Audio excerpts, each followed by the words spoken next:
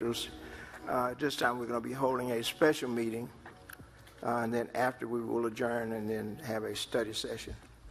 Madam Clerk, would you please call the roll? Directors Rigo. Here. Good. Here. Morton. Here. George Katsavis. Here. Christina Katsavis. Here. Settle. Here. Martin. Here. Okay, thank you very much. Housekeeping, keep in mind these meetings are being televised live for the residents who cannot attend with us in person this evening. Mr. Mayor, may I have a point of privilege for just 1 second? You're recognized. I just want the public know and the board know I do have a hard stop myself at 6:30 tonight, so regardless of where we're at in the meeting, I'll be leaving at 6:30 tonight. Thank you. Thank you. Okay. This time we will go to the first item on the agenda. Thank you, Mayor. The first item on this evening's special meeting agenda is a resolution authorizing the submission of a grant application to the United States Department of Transportation for funding through the Safe Streets and Roads for All grant program for Grand Avenue. And this was tabled to tonight's special meeting at last week's regular meeting. And I will ask Chris Hoover to come up and speak to this. And also any questions can be answered by Matt Meeker or Michael Mings. Good evening. Before you tonight are two resolutions for two separate grant applications that have been developed for the Safe Streets and Roads for All grant program through the U.S. Department of Transportation. The first resolution before you is the Safe Fort Smith Park Avenue demonstration project that would provide for demonstration activities along Park Avenue and Kinkead Avenue with an additional segment of North 40th Street to Tillis Park. Once these temporary activities are complete, results would be used to update the Safe Fort Smith plan, and the city can then reference when looking at future projects. The estimated total project cost is $1,250,955, with an 80% federal cost share of $1,764, and with a 20% non-federal cost share, so that's the city cost share, of $250,191. The second resolution before you is the Safe Fort Smith Grand Avenue Multimodal Corridor Plan that would provide for supplemental planning update to the Fort Smith Comprehensive Safety Action Plan for Grand Avenue. The estimated total project cost is $300,000, with an 80% federal cost share of $240,000 and a 20% non-federal cost share of $60,000. As a grants manager for the city, it is my job to identify potential sources of funding, whether that be federal, state, or private, to determine city eligibility and work with city staff who serve as subject matter experts in their respective fields to see if there is an identified project or need that funds could be used for. It is important to note that the Fort Smith Comprehensive Safety Action Plan was developed through a previous grant award from the DOT Safe Streets for All grant program in 2022, which is the same program that these applications would be submitted to.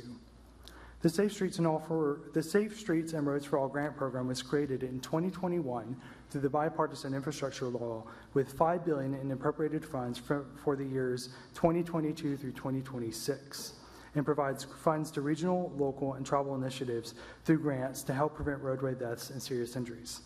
Also in attendance to help answer any questions that the board may have is Steve Beam with Burns and McDonnell, Michael Mings, who serves as the City Mobility Coordinator, and Matt Meeker, who serves as the Streets Director. Okay. And that's all I have. Any questions from the board? Thank you very much. At this time, Madam Clerk, we'll take the citizens' comments. Okay. We do have several, but I know Chris mentioned, but Steve Beam is available for questions. Okay. If you would, review the protocol. Yes. Each individual will have 2 minutes. And what I'm going to do is when I call your name, I will call the second one that will come up behind. So if you could just kind of fill in so we can kind of keep it rolling pretty smoothly. The first is Sue Brucker.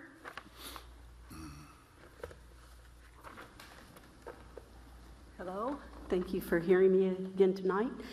In addition to my concerns that I voiced last week about receiving federal funding, I have some questions. The first relates, and they're both to item 1 and 2. The first relates to what the gentleman just spoke about, the costing. And I know from what I've read that both of the grants would be on a reimbursement basis. And so we would have to put all that money up front, from my understanding, and then get repaid. So in addition to that, plus our 20% match, where is all that money going to come from to really have transparency on that? Last week it was mentioned, well, it likely would come from. So where will all that come from? Where is the transparency with taxpayers for the expenses? Why the last-minute push for the grant vote? Move Fort Smith and Save Fort Smith plans total 541 pages. Grant submissions opened in February with the final August 29 deadline. Why was the board given only weeks at most to review, from what I understand? And is it reasonable to expect that each of you have fully had time to digest all of those pages and content before you place this vote? Finally, on a side note but related to Move Fort Smith, on the recent $14.5 million EPA grant awarded the city, it states a key project is alleyway rehabilitation of 11,510 linear feet. Do citizens realize per page 132 of Move Fort Smith that a right-of-way is not required since the city maintains easements? I believe it's only fair that our taxpaying citizens as a whole have more upfront transparency on these issues and more. So that's my concern tonight, is transparency. Thank you. Okay, thank you very much, Ms. Brooker. Next we have Michael, is it Overzut? And then behind will be Karis Belisario. Michael? Okay. Karis Belisario. And then we'll have Cindy Crawford.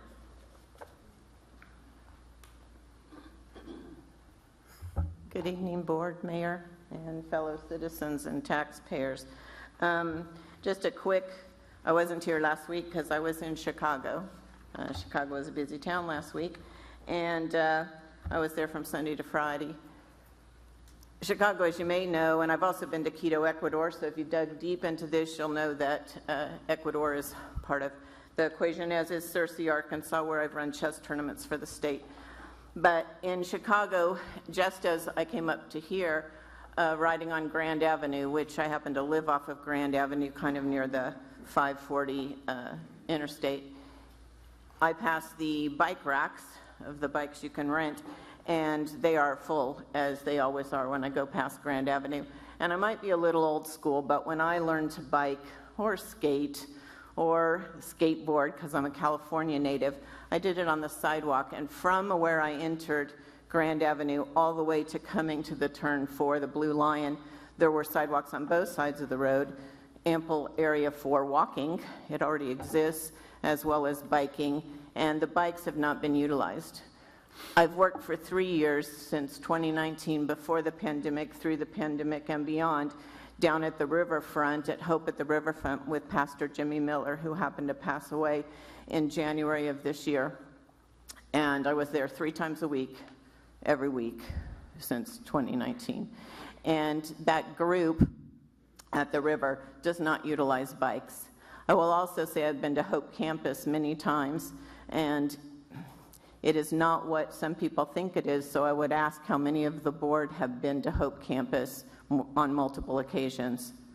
Very few, show of hands.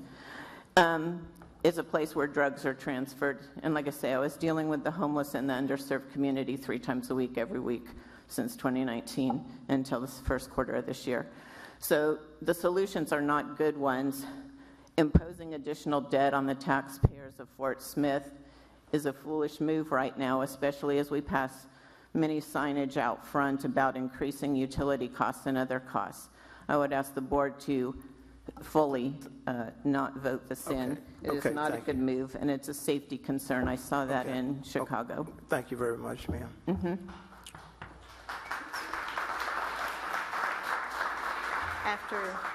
After Cindy Crawford, we will have Carrie Saley. Thank you for allowing me to come tonight. All of my elected colleagues, you guys up here, with the exception of 1, 2, 3, 4 on the platform, were voted in. We were voted in to hear the voice of the people. And I would ask you tonight to listen to the voice. I know you've already heard it. I know you're tired of hearing it. But it's good when the citizens engage in city, county, and state government. So what I'm saying tonight is, if there's this much concern, please listen and push it back. Push the vote back. I know everybody wants trails. I know it's beauty in our minds. I see it in my mind as well. But there's a problem here somewhere. And so that's all I'm asking. I'm just asking the people have a concern. As elected officials, please listen to them. Stop. You won't like everything they say. I don't like everything they say, but I listen. And a lot of times I learned something I didn't know. So that would be one thing. And the other is my sadness that people are already getting property taken away by the what's happening, my understanding, with pulling away or putting up sidewalks, people having to move their vehicles because their property is being taken away from them. Now, if I'm wrong, that's kind of a third person that I've heard. And if I'm wrong, would you please address that? Because that's what's going through the city. Okay. But I ask you once again, please listen. Something's wrong. Let's listen to the people and just back up on the vote. Okay. Thank you. Thank you, Representative Paul.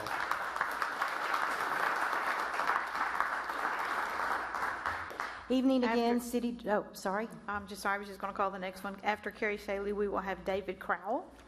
Okay. City Directors, Mayor Gill, and Administrator Gefkin. I just want to say first that I love a beautiful walking trail, but not with attached federal strings that ends up totally transforming the culture of our river valleys. I attended last Tuesday's meeting and was overwhelmed to the current major expenditures that we are in debt to, especially the consent decree. Projects such as Towson Avenue, the city is responsible for sewer upgrades, drainage repairs, sidewalks, street lights, water lines. After Arkansas DOT resurfaces, has the city planned for that funding yet? Regarding the SAFE plan, how can we take on more debt as matching grants that are at least a 10-year commitment or more and multi-million dollars? How can we spend money on walking and bike trails and still have money to maintain and improve roads for our growing population? Well over 90% of our local citizens and visitors drive cars daily. Research shows that the long-range goal is to force people into using bikes or walking instead of cars to get rid of car emissions by 2050. Eventually, everyone walks, rides, rolls, and runs. I have always loved our Fort Smith culture, and we are not like Northwest Arkansas. We are Fort Smith.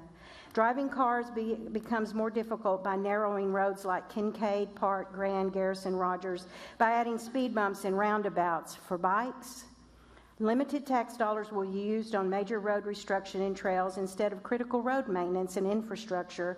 The River Valley is a driving cars population. So is the solution to narrow major thoroughfares for bike paths and trails. Lastly, how is the property going to be acquired for these trails? Through eminent domain? What restrictions will be put on these property owners? Will they feel safe? Their alleys will become public trail and strangers have rights to cross over their property at any time. Now your property is a public park. What kind of ordinances does this program require the city to pass or amend? Do these ordinances increase property rights or remove them? Do these ordinances increase or decrease child safety at their homes? Excuse me, Please ma'am. Reconsider and research before you vote. Thank you. Thank you. Next, we have David Crowell, and then after David Crowell, we will have Jerry Donaldson. Good evening. I'm David Crowell. I am a scout leader with Troop 2, boys and girls, for the last 20-plus years. Our troop is 103 years old, and we try to inspire our scouts to do several things to earn merit badges. Amongst those merit badges, the hiking and cycling merit badges. A few years ago, I was intrigued with the history of the old railroad trail, which runs in front of the public library, and I actually saw somebody actually walking that trail today, which is really exciting to me. That trail runs through, past through Park in Kinkead all the way to Grand Avenue. Then you can even follow the old railroad tracks that used to take people from the north part of Fort Smith to their works probably 50, 100 years ago, and we were able to follow it all the way to Martin Luther King Park. And so the trail beds all exist there. And I'm really excited with the idea that we can probably just with a little bit of money bring that trail up to grade and be able to have a lot of people walking that trail again. I'm interested to hear that a lot of people are saying that Fort Smith is a car culture. It's because we're built that way. We have several 5-lane roads running through the city, and it is literally dangerous to ride a bicycle anywhere in the city of Fort Smith. I used to be an avid cyclist. I need to get back on my bike again to do a lot more of that. But I would invite anybody who wants to be able to walk with our scouts, or even if you want to just take a walk with me, we could walk that old railroad trail and get an idea of how that can benefit the city if citizens that cannot afford cars or insurance for their cars, or they have broken down cars, can actually walk through from one part of the city to another without being run over and safely to go to work each day. Anyway, thank you very much. Thank you for being here. Okay. After Jerry Donaldson, we will have Tony Williamson. Good evening. Thank you for the opportunity to speak, public comment. I appreciate all the work you do. I know that it's quite involved. I was here last week, got a chance to listen to you folks and the crowd as well. It was very informative. So in summary, I'd like to see you folks table this at least to fiscal year 2025. In summary, I think we need to listen to the stakeholders. Evidently, there were 12 people at the open house in June. I think there are a number more stakeholders here tonight, property owners and taxpayers included. So as far as myself, I love bikes. I love walking, and it's important to live in a place where you have that opportunity. And in fact, I could move to another part of town, but it's the availability of those things that keep me in a certain location. I enjoy it. But looking back at what was commented on last week, with regard to the consent decree at that August 20 meeting, we were failing our debt covenants, okay? And the fiscal position of the city, that's a responsibility that is going to have an impact on the taxpayers, certainly. So then the comment was about the cemetery, $85,000. How did we get into this position was one of the questions you folks had. How can we avoid doing it again? Well, that's what we're doing, right? So the board of directors needs to prove to the public, in my opinion, that the taxpayers, that they've solved the issue of the consent decree before you go and open up another one. Thank you very much.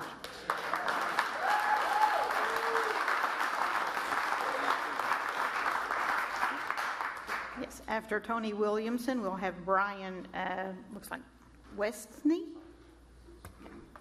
Thank you for accepting the comments and having this meeting to discuss it some more. I heard a good analogy the other day. Maybe you're old enough to remember Gallagher's Travels. And he talked about Gallagher ending up on the island where everybody's really small. And they tie Gallagher up before he wakes up. And they took 1 string, 2 strings. They kept putting strings attached over him.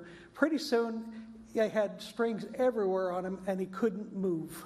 And that's what I worry about happening with so many times we feel like we're going to do good for the city, but we got all these strings attached to them. And those strings start holding down the other things that you could be doing too. And it's not just that, it's the times we're living in too.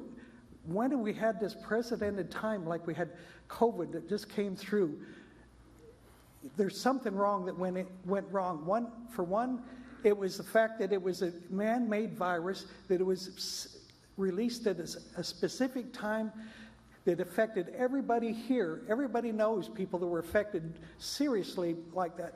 And the facts are yet to come out on what's the ramifications of that. And we had Dr. McCullough come here and talk to us about some of the things here, and he was here and saw 500 people, many of them the medical professional, and talked about what was going on, why he lost his job for getting involved. And this was all an agenda that the government pushed onto you guys with lots of money. And then we pushed it onto the schools with lots of money. So let's not just step into things. If you walk around and you step into things and not think about the long thing, I encourage, like someone says, put this off take care of the business that needs to get done with the money you have, and let's bring it up next year sometime and see how it goes. Thank you.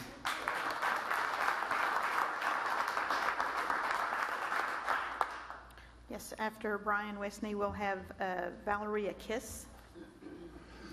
Good evening. I appreciate you guys holding this here.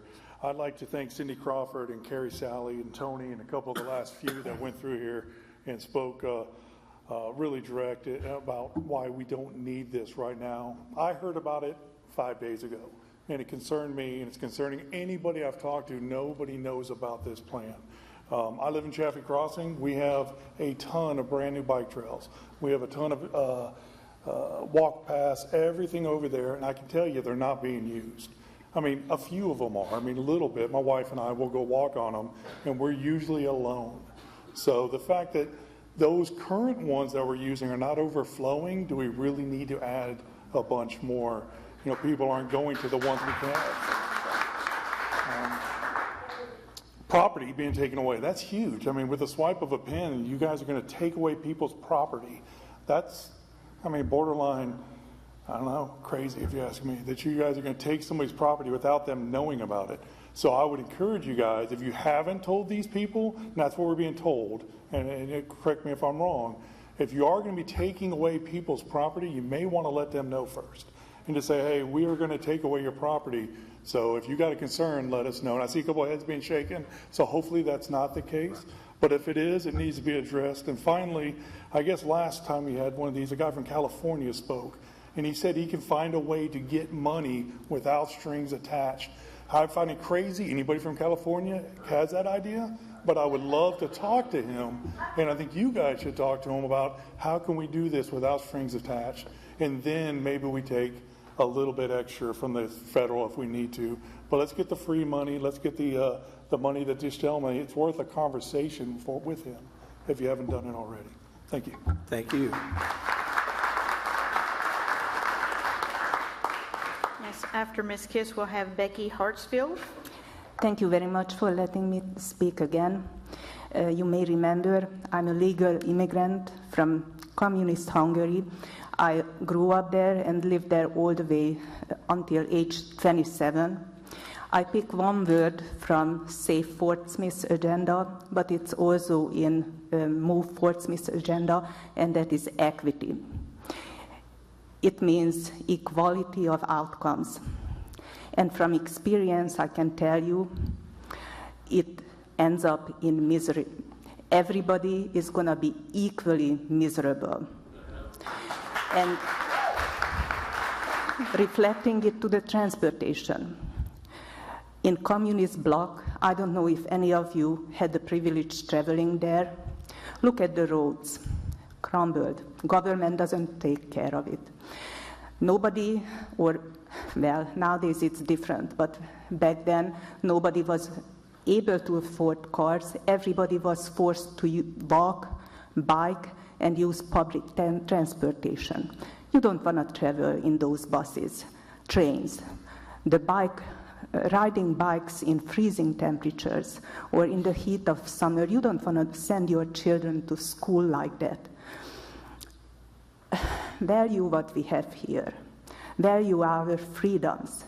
I lived the other way. Everything that government touches ends up in misery. The money dries up, corruption rises. Just look up headlines, what's happening with government money in Northwest Arkansas. I believe the name Canopy, Northwest Arkansas. Look it up, what's happening. It's being investigated. Corruption and government money equals. Thank you. Thank you.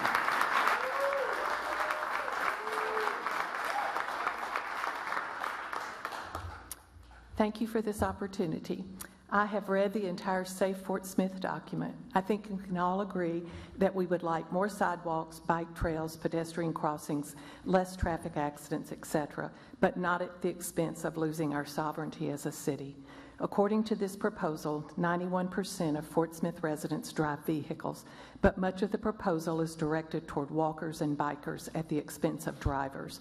According to their own statistics, just under 4% of the traffic accidents involve pedestrians. Here are 3 disturbing statements taken directly from the proposal. Page 19, quote, "When asked about factors contributing to traffic crashes, the top three factors identified by respondents were not obeying traffic laws, driver distraction, and speeding," unquote. But the proposal zeroes in on how to help walkers and bikers instead of tackling these 3 issues. Page 5, quote, "Improvements selected for the toolbox are those that can be swiftly implemented. These tools are expected to have community support and do not require policy changes for implementation," unquote. This leads me to wonder if the community might not be in favor of the policy changes. What then? Page 36, quote, "Priority corridors, public feedback, and momentum for implementation gathered through the Safe Fort Smith planning effort will be leveraged as the city pursues additional grant funding to continue this work," unquote. Some of us have read the next proposal entitled Move Fort Smith, and it states very clearly that the goal is for Fort Smith residents to drive less, and is stated by one of its supporters to give up our emotional support vehicles. What are the strings attached? It was said at the last city directors meeting and tonight that we will be responsible for 20% of each grant. It seems to me Fort Smith needs to be concentrating on the consent decree, for which we must pay a fine every month that we have not finished the project. Thank you. Thank you.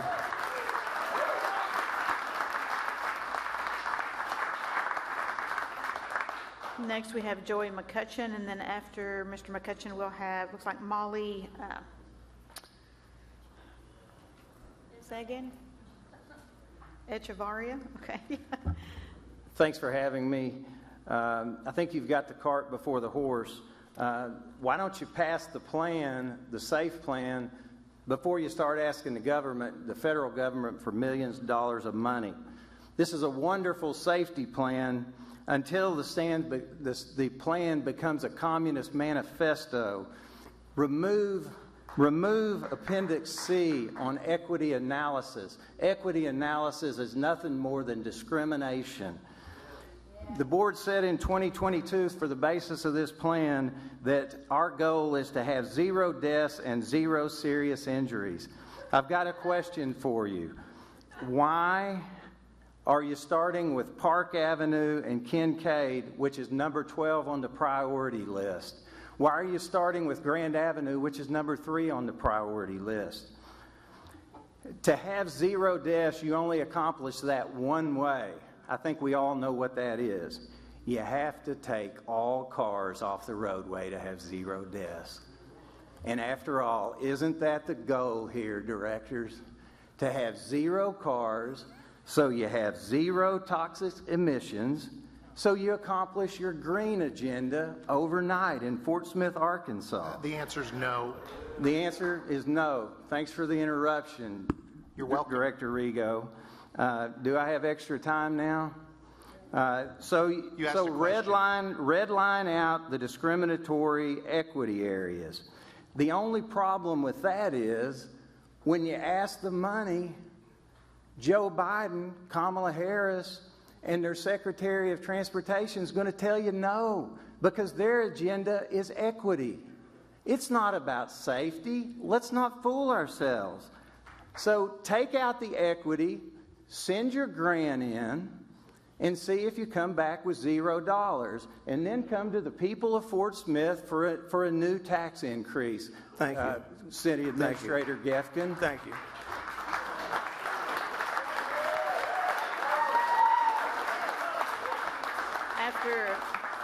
After Molly, we will have Kim Ferguson. All right, thank you, directors. Today I want to highlight a critical issue, how federal grants can undermine local freedom. While these grants seem beneficial, they often come with strings attached, and that limits local autonomy. Accepting a federal funding means adhering to strict conditions that dictate how money is spent. This top-down approach stifles local innovation and forces communities to conform to federal guidelines rather than addressing their unique needs. Moreover, the push for equity in grant distribution can create resentment. Prioritizing certain groups based on arbitrary criteria can sideline those who genuinely need support, neglecting the specific challenges faced by many in our community. This dependency on federal funds fosters reliance, leading local governments to prioritize federal interests over your constituents. Decisions made far from home in Washington often do not reflect local values, alienating citizens and reducing our participation in governance. In conclusion, while federal grants may provide financial aid, we must recognize their hidden cost. They can diminish local freedom and complicate the pursuit of true equality. Let's advocate for a system that empowers Fort Smith to shape its own future. Thank you.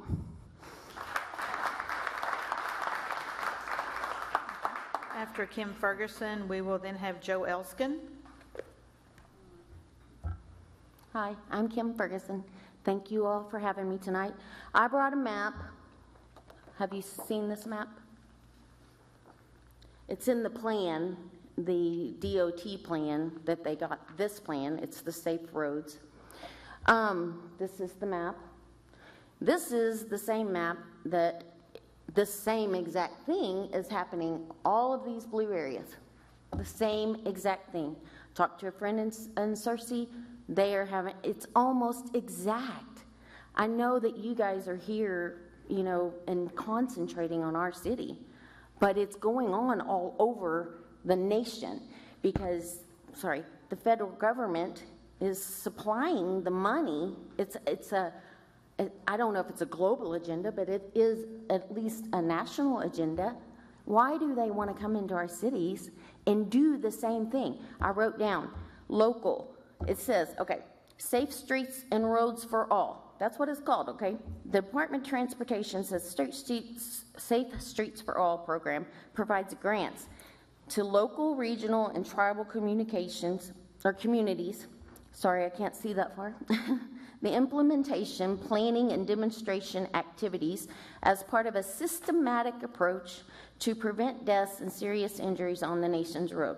One, you probably can't even understand that because it's all in these big words, you know, like, anyways. So, but the big thing that stood out to me was local. Well, under the plan it says local, 1,000 communities. 1,000 communities. They're bragging on their website, where this map is, that they have helped 1,000 communities. Some of them is in the Dominican Republic, so it doesn't even include all this.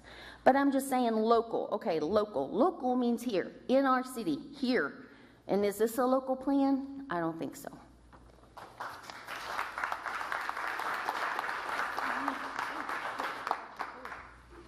After Joe Elskin, we will have David Ingram. Thank you. I just wanted to let you know that I fully support using grants for infrastructure and community. I'm very saddened to hear that fear of government and changed culture is creating a lack of information. There are so many misinformation, so many things were said that are not accurate at all, and I feel like it comes from fear of change. It is very difficult to prove that a one world government control of communities does not or does exist. It is very easy to prove when it does exist. And that's why we have a litigation, and that's why we have, the changes. I mean, we have two political parties who won't let the other political party mess up too long before they're called to account. And so I trust that our government with checks and balances. I also feel like I speak for the silent majority, the people who think that improving this is a no-brainer. I mean, hundreds of thousands of dollars and millions of dollars going to other cities in Arkansas. They're prospering. So if there's anybody who doesn't speak but really believes that we should have the right to have grants to improve our city, let me see. Okay. There's some silent majority. Thank you very much. Thank you, Joe. After Mr. Ingram, we will then have Dino Trawick.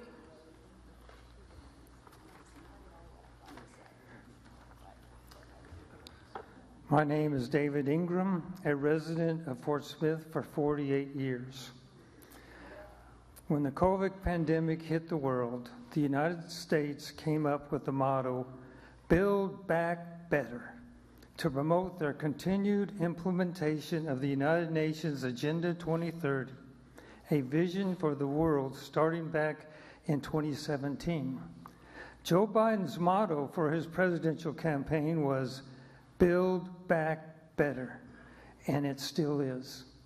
President Biden's administration has proven to be 100% in favor of Agenda 2030 by his promotion of open borders and the use of the United Nations' favorite word, sustainability. These two programs on the agenda tonight are pure United Nations projects. We know our current city administrator is all for these kind of government grant handouts, but they always come with strings attached. Fort Smith is a conservative community with over 200 churches. Our beloved Fort Smith community is for America first, not the United States' one world government being first. All you have to do is Google United Nations Agenda 2030 and click the PFD link at the top. Read Goal 9 of their 17 goals, and it is exactly what the board is considering tonight. I know George Katsavas will vote against this because he is for the people of Fort Smith.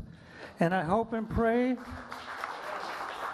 that other board members will follow suit and come down to earth and realize Fort Smith is not a progressive community like Fayetteville.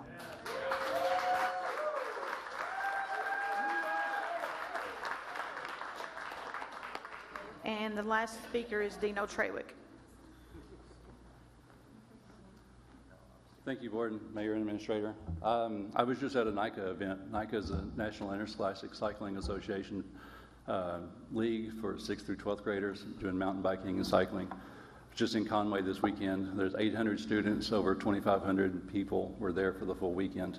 The town of Conway completely embraced the event. They advertised it on their social media. They advertised it in the newspapers. There was news articles. They embraced cyclists and the active community to come to Conway. Later this year, there's going to be more events in Silent Springs, Mountain Home, again back in Conway, and Central Arkansas, the Central Arkansas area. All of those students and families will be there going to those towns and spending their money on the hotels and restaurants, just like Conway this past weekend. So, grants for roads. If you rode here drove here, you benefited from federal grants for the roads. If you drank your water today, you benefited from those grants. If you flushed a toilet, you benefited from those grants. If you support solar or tree planting or stream bank stabilization for erosion control on rivers and streams, you receive benefits from federal grants. Some are cost matched, some are not. So saying that grants are bad is a little misnomer. Also, this provides options. This isn't taking away vehicles. This isn't saying you will have to ride a bike or run or walk. It's options. It's options for those youth who want to ride a bike to practice, like we had last night or this Thursday. It's options for the coaches, which some of our coaches do ride to the practices instead of driving their bikes, or driving their cars. So it's not a mandate. It's providing options for those people, which I think we all want. Thank you. Thank you.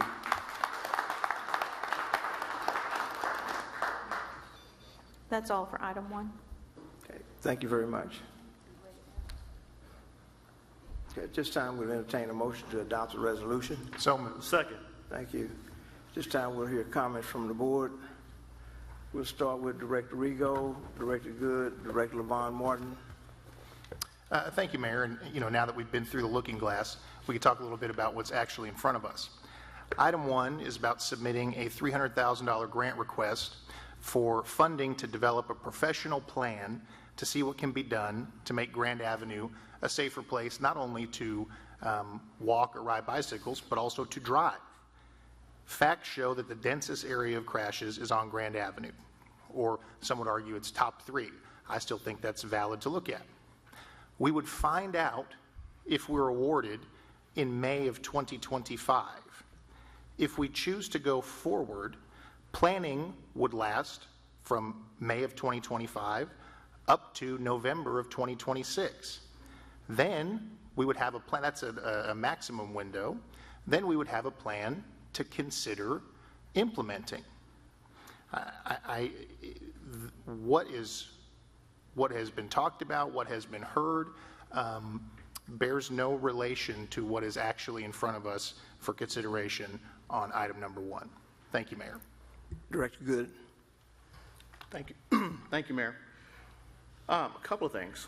I'll start with the bike racks, comments.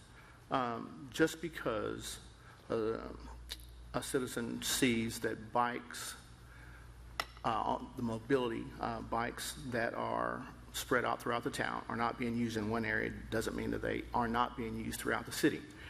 I can attest personally, because I have been to several parks and noticed bikes either gone or personally gotten out of my car to straighten up the bikes that weren't properly put back in racks. So they are being used. Secondly, I want to just put a question out there about this strings attached belief.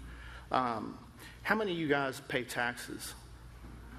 Yeah, so I pay taxes. I would like to get part of my tax dollars back from the federal government. Strings attached, if you pay taxes, if you get a tax return, there's strings attached to get your tax return, money that you paid into the government. The strings attached are you pay into the government. Secondly, you have to file for that return. So there's always some kind of strings attached, something that you're responsible for, something that the government can check and validate and vet before moving on with any process. And I'm sure I'll have something else to say after this, but, honestly, we cannot allow, we will not allow fear, scare tactics, miscommunications, and people's biases to keep us from doing the job before us.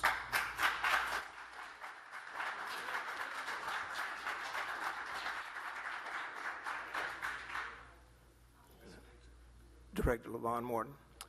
Okay, I'd like for Matt Meeker and Chris Hoover and Michael Mings to come up because I want to ask them some specific questions.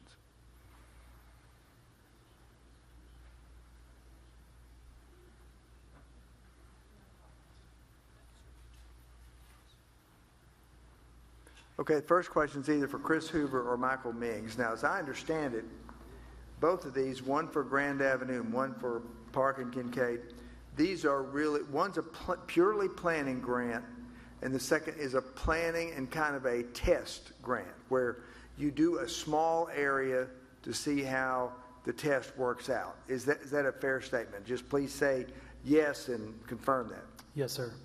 Okay, so this is a planning grant. Now, in the event, it is not a grant to do the whole city. It's just a kind of a test grant in both cases. One is pure planning, the other is planning with a small implementation area. So if we do this, go ahead, Chris. You said implementation. I would correct you in saying demonstration. Demonstration. Okay, much better word. Thank you. Now, I will say this same grant program does have an implementation portion that we can apply for if the board... Separately. Okay. If we decide we eventually want to do that. And I will say the award amount that you can apply up to is $25 million with that. Okay, so what's important to hear for everyone here is this is not a plan to do all these things. It's just a plan. It's just a grant to develop a plan. If we write the plan and then we apply for the big grant and we decide then, because we will have time to look at the big plan and say, what are these strings? If we decide then we have too many strings to the big money it takes to implement this, we can say, no, we don't want your federal money to do this. We'll do it with our money. But this will allow us to get a plan paid for, 80% of it, that we need for the future, even if we spend our own money for it, because we're going to need this plan at some point in time. And we can get the government to pay 80% with basically no strings now, and we'll have the plan for all time for our own use. It will belong to us. Is that accurate, Mr. Mings? Yes, sir, that's accurate. Okay, very good. So, question for Matt Meeker. Is there any part of this that's about because we're talking about the Safe Streets plan, not the mobility plan. Is there any part of this about anything other than reducing traffic accidents? Absolutely not. Absolutely not. Okay, so this is about reducing traffic accidents in the city of Fort Smith. And my feeling is if we can save one child walking to school, or one teenager walking to school, or one teenager or one adult on a bike, then it's worth it to know what we need to do to make the city safer. And part of this is slowing down traffic. There's part of this that is slowing down traffic. And I was on this committee. The people that were there were dedicated to making Fort Smith safer, and that's all it was about. So, the mobility plan is far more complex, much bigger, more money. This is about making Fort Smith safer. I 100% agree we have a problem with running red lights and not obeying speeding laws and other traffic violations that, to some degree are caused by the state of Arkansas does not allow us to use stoplight cameras. We cannot use a camera. We cannot use a camera to determine the person who ran through a crash and who was at fault, who ran the red light and who was just driving in the normal course of business. We don't know that. And that's a problem for me. I've been hit by people running red lights. And when it happens to you, your opinion on those red light cameras changes, I would assure you. So, that's all I have to say. Thank you. Any other comments from the board? Director Neil Martin. So this is related to item 1, which is the Grand Avenue component. So back in 1987, the citizens of Fort Smith voted to widen Grand Avenue. I'm not really sure because we don't see that now. It was a specific item that the citizens of Fort Smith voted on specifically to widen it. And everything I saw in the pictures was narrowing it, not like narrowing it down from 5 lanes to 3. I don't think we can do that.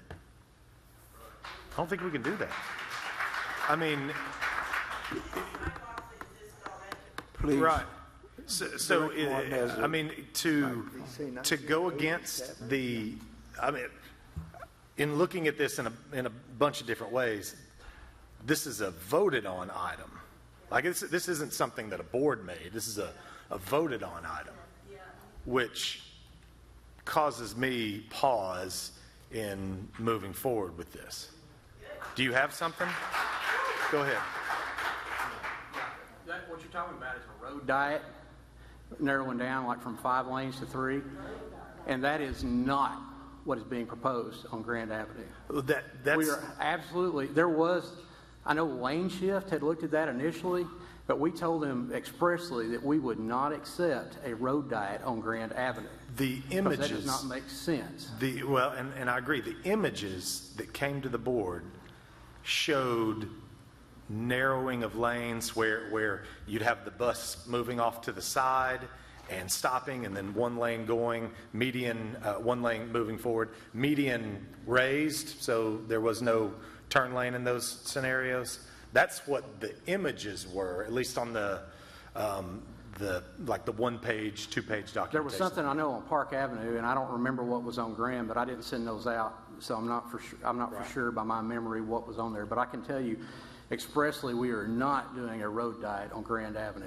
There's between 15,000 and 18,000 vehicles per day on Grand Avenue, and for a road diet to be successful for that type of road, from a 5-lane to a 3-lane road, you have to have another parallel route that is of adequate size to carry the extra traffic that would be generated coming off that street. It has to be in close enough proximity. You do not have that with Grand Avenue, so that would not be a solution. Absolutely not. Okay. You can't ride your bike on it. So the other question I have, and this is probably for both of them, the local match, where did those dollars come from? Okay, that comes from the 1 cent capital improvements tax for streets. For streets, bridges, and drains? Yep. Mm-hmm. Okay. Thank you. Director Regal, you recognize. Thank you. I have I guess a general question for our attorney. Mr. Canfield, would it be accurate to state that if a vote was taken by the people, and I don't dispute that there was, in the 1980s, to widen a road, unless something was in that language specifically precluding future changes to that road, we would be within our rights to make modifications to said road? I agree completely. Thank you. Thank you, Mr. Canfield. Director Good, you're recognized. Just a statement about changing the intent of a law or ordinance that was passed. Don't know if you guys know that Fort Smith had a ordinance on the books called Footloose, Sunday Dance Hall.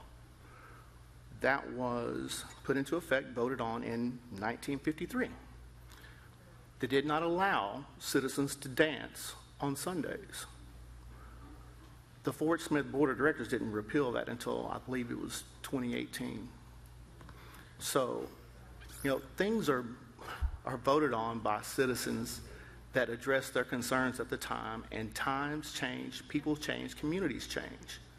That's exactly what's happening here. Thank you. Thank you. Director Good, are you saying that ordinance was voted on by the people, the dance ordinance? Because I can see if we vote on something and then turn around and repeal it, I get that. But when you have something that the people expressly ask for, it's kind of like, are we not representative of the people? We are, yes, we are, but we're gonna face this tonight in our consent decree discussion, where the federal government's asking us to do this exact same thing. You're right. And we have, and we will continue to be multifaceted, where we have to do many things on any given time. Well, I'm not for it in that scenario either. The changing what the citizens voted for. Since Director Martin had the floor, I guess you said something that I don't understand. The federal government's doing what here? So I was equating it to what the federal government, the DOJ, is asking us to do in relation to the consent decree, which is the certain limits that we've set. The voters voted on 3.5%, but the federal government's saying that 3.5% won't work. We want 15%, and I, for 19%. one, am committed to not going above 3.5%. Which is that's off the subject. Right, but it's basically, you're basically saying that the will of the people doesn't matter in this scenario. So, okay, thank you. Well, and I would just say there are 100,000 people in Fort Smith. Okay, I would say that. Well, yeah, Director Good. I'm with you. Director Regal. I apologize. Thank you. And so I guess I just have a question as a colleague. to Director Martin, given what was stated by the attorney and given what was stated unequivocally by our street director, is, but for this vote of the people in the 1980s, is this something you would otherwise consider? Yeah, I would otherwise consider. I mean, there's other things that I've got in terms of where the dollars are coming from the streets fund. But I mean, that's a big one. I mean, that's a big one that I just kind of researched and was like, well, that's something that's, I think, interesting that we all need to take into consideration. And your concern around that consideration, it goes towards Grand Avenue being narrowed, which you're basing off some pictures, versus our streets director saying, no, that will not happen. Well, until that comment, that was not what was presented. I mean, the images showed the narrowing. That's what I was basing opinions on. That's what I was looking at. But 3 minutes ago. But how can we have images from a plan that does not yet exist and that we have not yet put a grant in for? There were images. I mean, they got sent to us via email. I mean, it wasn't in the plan, but when we got the Word document, I don't know what we called it, the SS4 Word document, specifically for Grand and specifically for Park and Kinkead, there was, and give me a second, I can find it, because I looked at it, and that was one of the things that was of concern to me. I'm not disputing the existence of the illustrations. What I'm saying is if a plan has not yet been made, if we were even fortunate enough to receive a grant and enter into a planning process, I think we would all be comfortable moving forward with what the streets director stated, which is, no, we don't want to trim down and diet this road. Food for thought. No, it's good. That's good. Okay, thank you. Director LaVon Morton. Okay, I would like for Matt Meeker to come back to the podium. I'm sorry for calling you up again.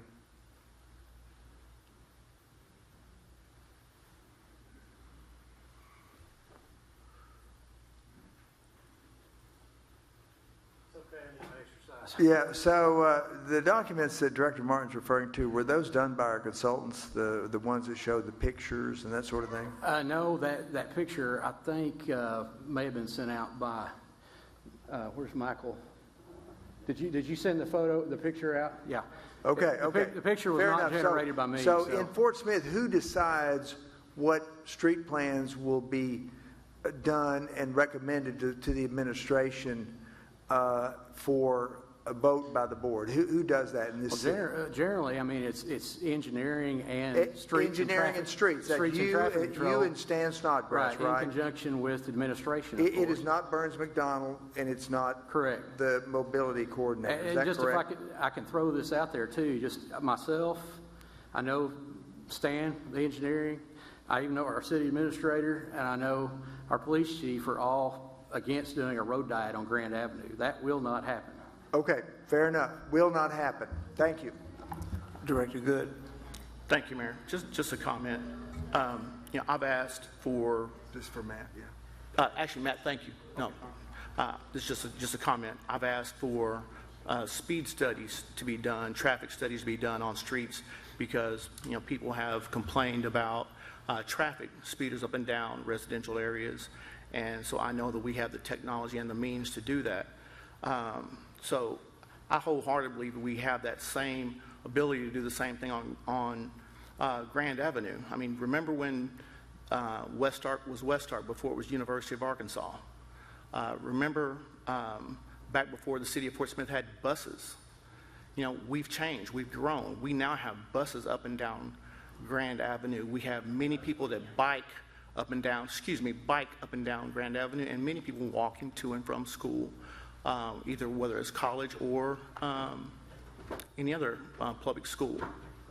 So I think that the team that was tasked to undertake this, the committee that undertook this, did a very good job, and I think that they're well qualified to know that safety is an issue and that we would not do anything to put our citizens at harm.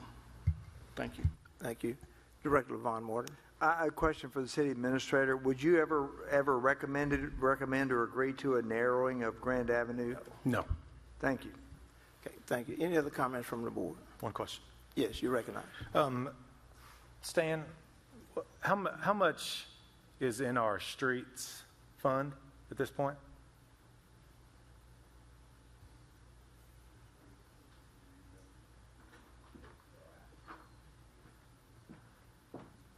Sorry to call you up from the back. You talk about unobligated balance for projects. Yeah. I think it's in the 14 million. What's it total? What's obligated? Well, I mean, it's total outstanding balance. Yeah. We've got about 50 million. 50 million? Okay. Thank you. Thank you. Any other questions from the board? Okay. Seeing none, Madam Clerk, please call the roll. Well, remember, what are we voting on? Item 1. I think we had first a motion and a second, right? Yeah, we're down So to... we're voting to... We're voting to approve or reject item number 1. Item number 1, okay. Okay, and this is the authorization. Well, I guess we're going to read that, right? So, yes. This is for approval of the resolution to authorize submission of the grant application. and this is a planning grant, right? Everybody's clear on that. Planning grant, not to actually do the whole project, just planning. Directors Rigo, Yes. Good, Yes. Morton, Yes. George Katsavas, No. Christina Katsavas, Yes. Settle, Martin. No. Motion passes 4 in favor and 2 opposed.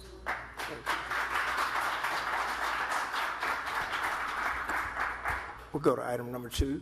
Thank you, Mayor. The second item on this evening's special meeting agenda is a resolution authorizing the submission of a grant application to the United States Department of Transportation for funding through the Safe Streets and Roads for All grant program for Park Avenue and Kinkead Avenue, and this too was tabled to tonight's special meeting at the August 20th regular meeting. And again, Chris Hoover will come back and answer any questions. He did make the presentation earlier. Okay. This time we'll take comments from the citizens, Madam Clerk.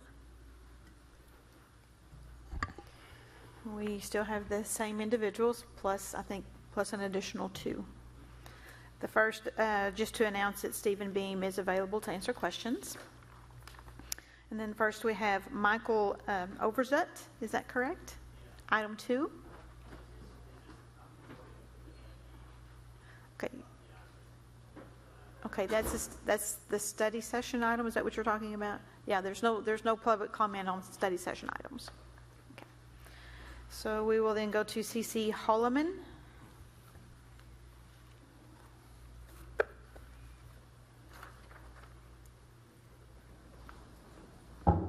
Thank you, City Board, for everything you do. I'm a teacher at Northside High School. I've lived all my life in Fort Smith. Born and raised here, and I'm very proud of this of the city. When I talk to my students at Northside and ask them, "How do you like Fort Smith? What are you going to stay here?" 9 out of 10 tell me no. I have 3 children. 2 of my 3 children have left. I want the best for this city, and I know you do too. These grants have been written, and we have paid our taxes. We paid our taxes. I would love to see those taxes come back to us. Otherwise, they are going somewhere else. And I want my children to stay here. I am here for the kids. We want our kids safe. We want them to live in a town that is beautiful.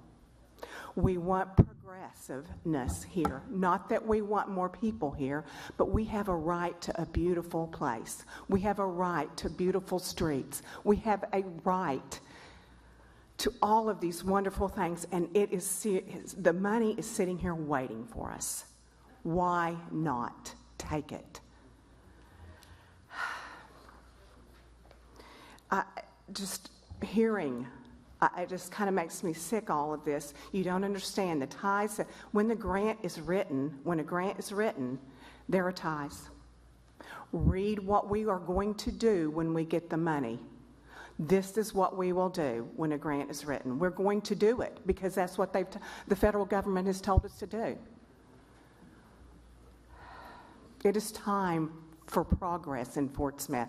Otherwise, it's going to Conway, it's going to Eureka Springs. It is allocated for Arkansas. Thank you, ma'am. It is coming. So please do the right thing for Fort Smith.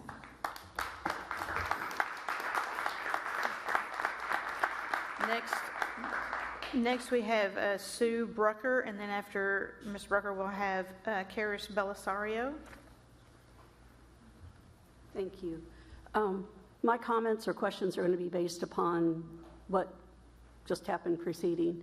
First of all, it is disappointing to have a board of directors that you've heard from the majority of people here who are against this, and yet you have denied that and not heard the voice of the people. That also speaks to election time. I mean, that's disappointing, very disappointing. So thank you for the ones that I feel like that you're actually listening to the majority. And it's not that I'm not in favor of green and roads, and I love spending time in the outdoors, but this is anyway, it's just very concerning. And my question is, a good issue, aside from the concerns of the government ties, this whole issue of fiscal responsibility for the city and the DOJ consent decree. This man just mentioned all this surplus that we have in the roads. Then why is the board, why is the city maybe not looking at reallocating? I know that happens in budgets. I've worked in the corporate setting to where sometimes budgets, allowances get shifted whenever there's a need elsewhere, and you can agree upon that capital expenditure. So why aren't we looking at those things, and why aren't we being fiscally responsible before we take on other debt? So that's my concern. Thank you. Thank you. Karis Belisario, and then we'll have Cindy Crawford. I echo her comments. One of the things I didn't share is that I'm a business owner and a property manager, and so over the last several years, since 2018, I've hosted visitors to our town, and probably in the neighborhood of 6,000 to 6,800 visitors to our town, I have been their host. So I've served as their concierge and telling them, and I've seen some of those people move to Fort Smith, and my children have chosen to stay. So I'm blessed in that, and I have many grandchildren locally. But we already have an incredible river walk. We already have dog parks. We already have Chaffee Crossing that is being underutilized. We have a bird sanctuary that I passed on the way here diagonally across from our main branch library. So there are already sidewalks on both sides of Grand Avenue. So I'm wondering why we would increase our indebtedness when we are not utilizing many of the things that we do have here already accessible to us. Spring Hill Park is another example. One of my sons is a cyclist and also does rock climbing, so we're down at 96th as well. So there's also land in Fiona Hills where there used to be a golf course, poorly mismanaged, and the man got terminally ill. And so that could be utilized with some of the reserves to make an incredible biking area then to offset the geographic spread from Chaffee. We also all know that if you want to go down Towson Avenue, I have many people coming and staying with me who work at Baptist or are coming to visit people at Baptist or on interviews or what have you. Towson Avenue does not have a center turn median, as you all know. It is a poorly constructed area. If somebody's trying to turn into a fast food or turn into Baptist, there is not that center buffer. Thank you, ma'am. Yeah, 2 minutes. so we need to utilize what we have before we add to our burden of debt. Thank you very much. After Cindy Crawford, we'll have Carrie Saley. Thanks. I guess my question is, Carl, when we were emailing back and forth, we were talking about the things that the federal grant requires, which paying prevailing wages, providing quarterly progress financial reports. I think anybody who's done grants, we all know that.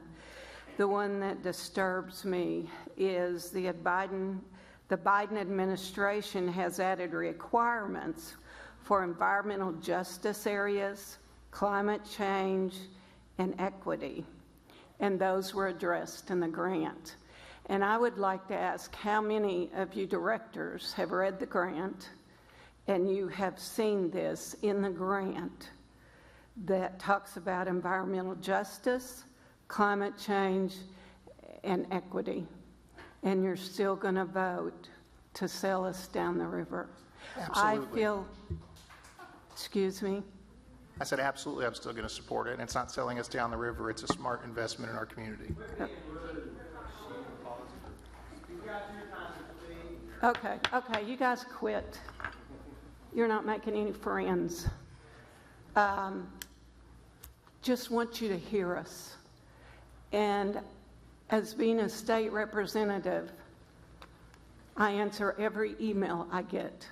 And I'm thankful that you answered emails, even though some of them were different outcomes than what you answered, Mr. Morton.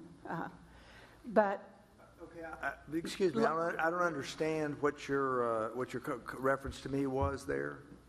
Oh, the email, I responded to you, right. So, okay, I'm sorry. Yeah, I'm familiar. I understand now.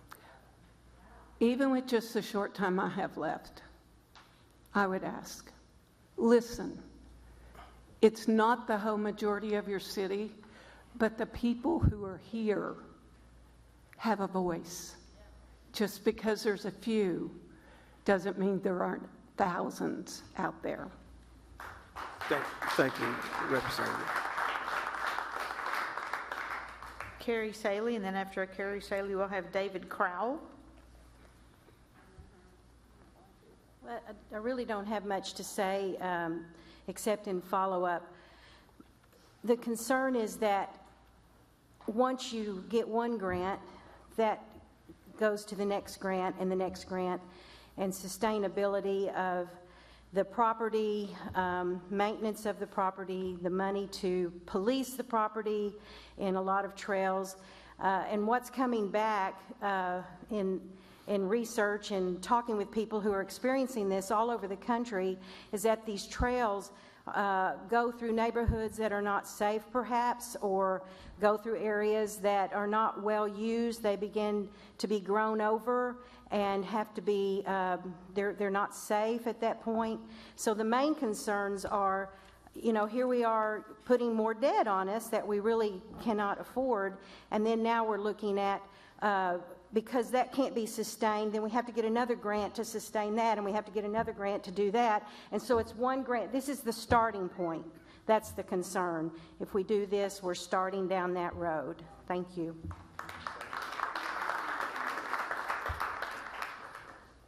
Okay, after David Crowell, we will have Jerry Donaldson. I just wanted to thank the board for considering this plan to make a plan to build trails. So I trust that we will, all the people in this room will eventually be able to have their say on how this works out. And that's really all I really wanted to say, that I think we're on the right path.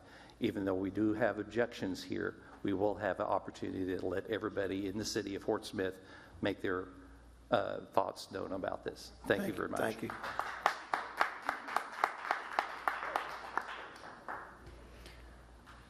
After Jerry Donaldson, we'll have Tony Williamson. I get 2 minutes right now. Thank you very much. Okay, I just hate the language that's used in this. And I think there's others here who hate the language, you know, trying to change the culture by changing the language. Anyway, I'll get off of that.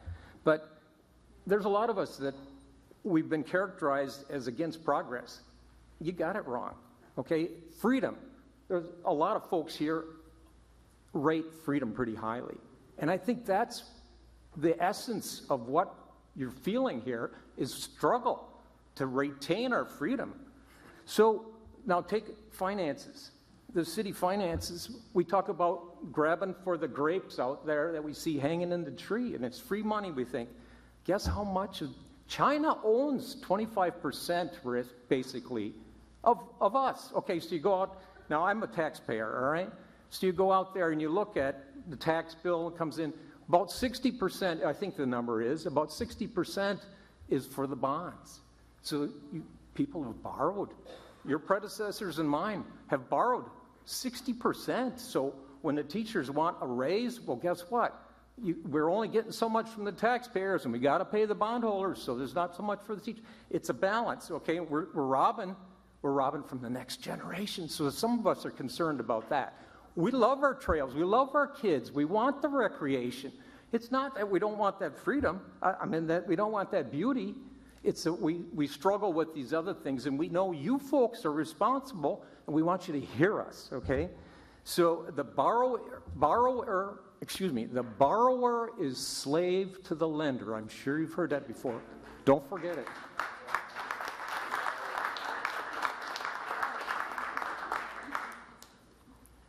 Okay, after Tony Williamson, we'll have Brian Westney.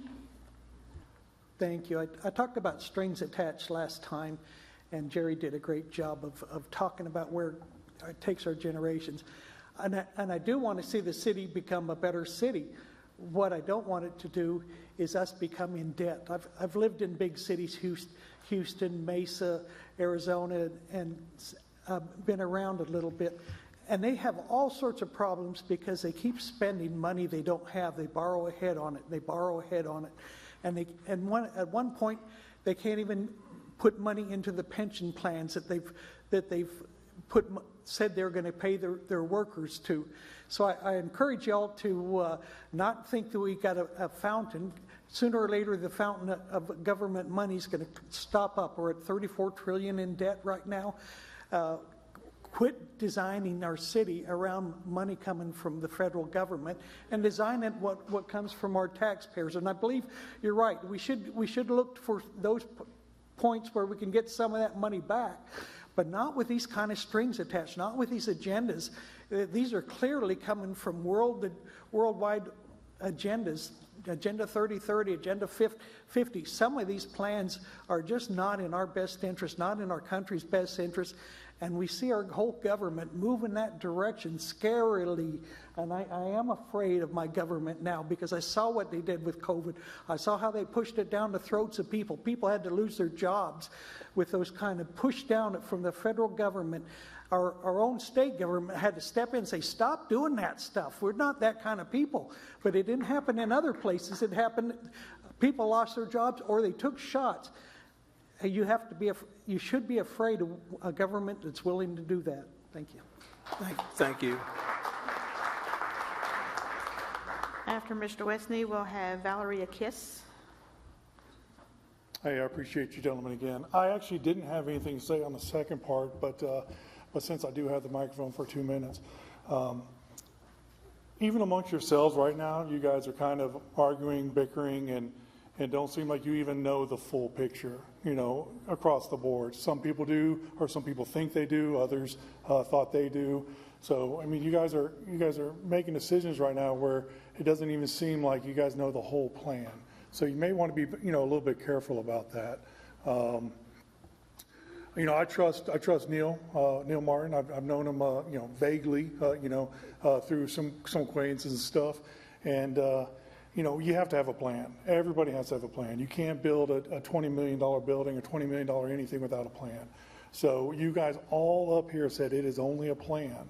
And I agree, we do have to have a plan. But I think everybody here is going to make sure you hold to your word that it's only a plan.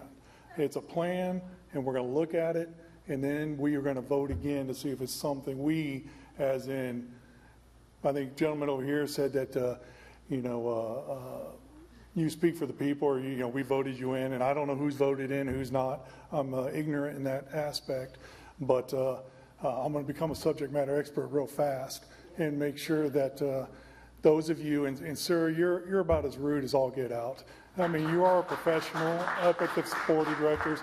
Everybody's here been extremely professional, and I admit that I don't know everything. I think a lot of people have admitted that too. But you're interrupting and you're just being mean, and there's no need for it, okay? I'd appreciate it if you would look at that. But internally, I think you guys need to come together and talk a little bit more. I think we can agree to a certain extent that it is a plan, and then let's regroup and figure out after that. But it is a lot of money, and if we have money, Fort Smith's a beautiful place. Let's fix what we have before we add to, okay? Thank you. Thank you.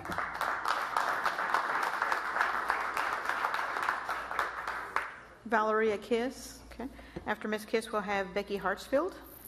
There was a misunderstanding. I only wanted to speak on one. Can we take a quick break?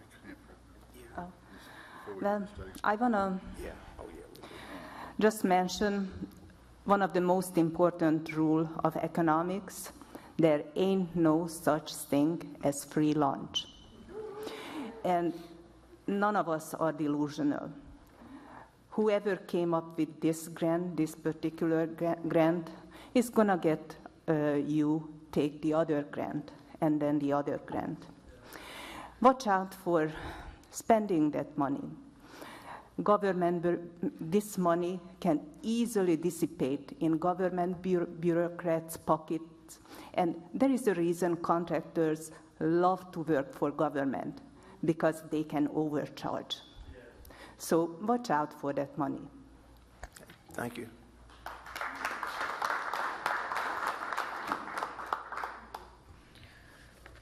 Joey McCutcheon.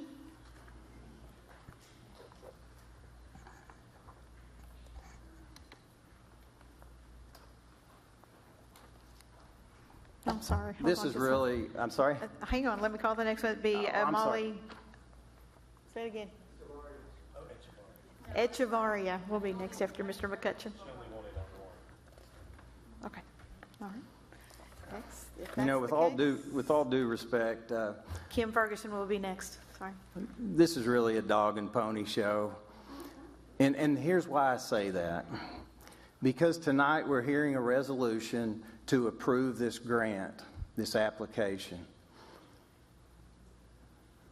Before that, Mr. Gefkin unilaterally, without talking to any board member, I've talked to every board member except the two on the far left, Mr. Gefkin unilaterally asked the federal government and applied for a $25 million grant without permission from one board member.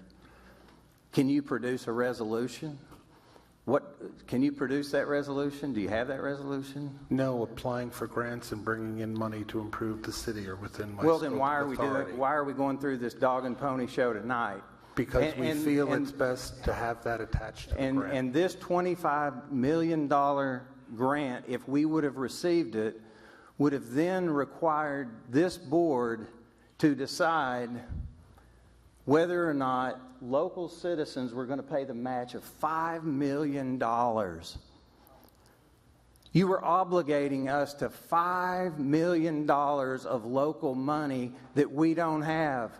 We just paid a consent decree penalty of $580,000.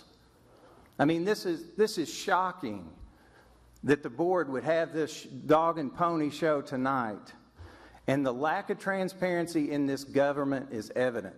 You've heard from the voices who had the courage to get up in an open meeting, but who you didn't hear from are the decision makers, the big business people downtown who didn't have the courage to get up in front of this board and say, we want this plan for our business. And that is wrong. That is not transparent. And that's why Fort Smith is known as a non-transparent city. 2 minutes. Thank you.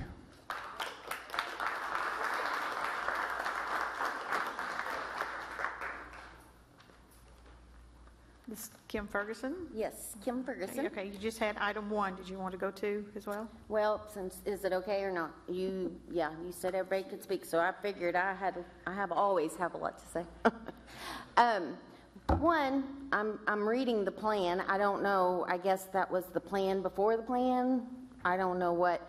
But anyways, I just wanted to just read off a few things that install traffic circle, improve pavement friction. These are things that you could do, okay? Implement systemic signing and marking improvements, a gate, increase stop signs. This is your toolkit, that you could do. Increase sight distance, convert minor road stop control, install a traffic light, install lighting, blah, blah, blah, blah, blah. Anyways, I'm just saying that we read the plan. There is a plan. I don't know if, because some of you are saying there's not a plan, but there's a plan somewhere because we read it. It was hidden in your guys' study session. I had to read the other, 500 pages to get it, but I found it. Anyways, but I also wanted to say that whenever you go, just this one grant, however much money is going to be attached to this. Right now you got, $270,000 just to look into the plan for the plan.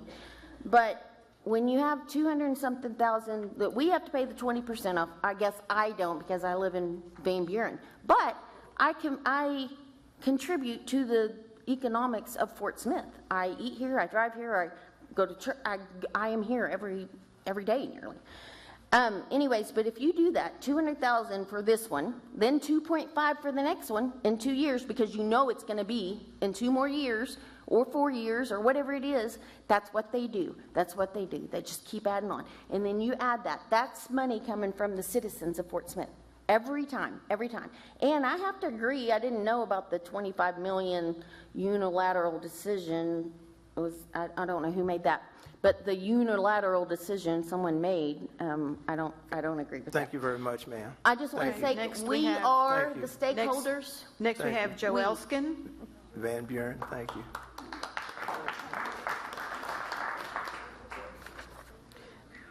Yes, after Joe Elskin, we'll have David Ingram.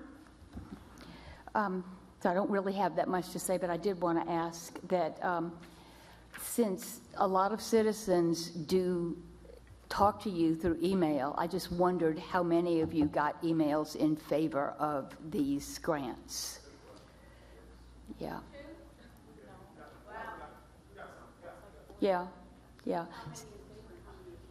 How many? Were any opposed? Yeah, there were some for, there were some against. Yeah, okay. Definitely. Okay, so you are counting these and those in your feeling. Okay, so I did want to say that we spend a lot of money on amenities, the parks and Parrot Island, and in order to get people to come into Fort Smith. And I feel like these grants are like that. It's like the tax back program to get companies to come in. So I feel like this is, this type of walkability, bikeability, safety is a part of bringing people into Fort Smith who talk about that kind of environment that they want to raise their families in. And so I wanted to thank you for that vote, and I hope that you continue to look for grants, like one for a dog park, and maybe one for reducing food deserts, and maybe one for tiny homes and expanding homeless shelters. Let's get some federal money in here. Thank you. Thank you. David Ingram.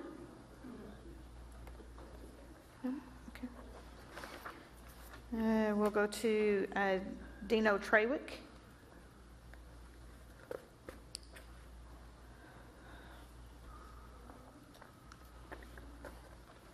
Thank you for the extra time. I wasn't expecting this one.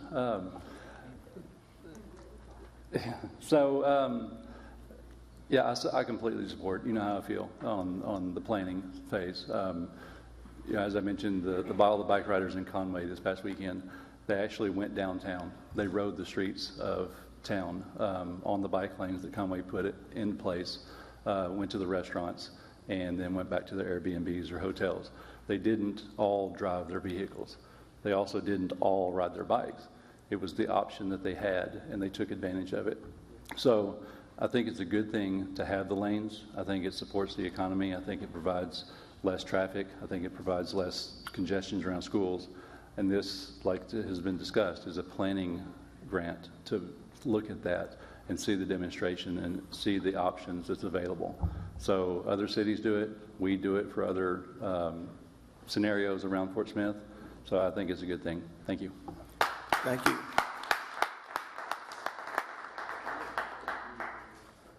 Talisha Richardson. After Talisha Richardson, we'll have James Giltz.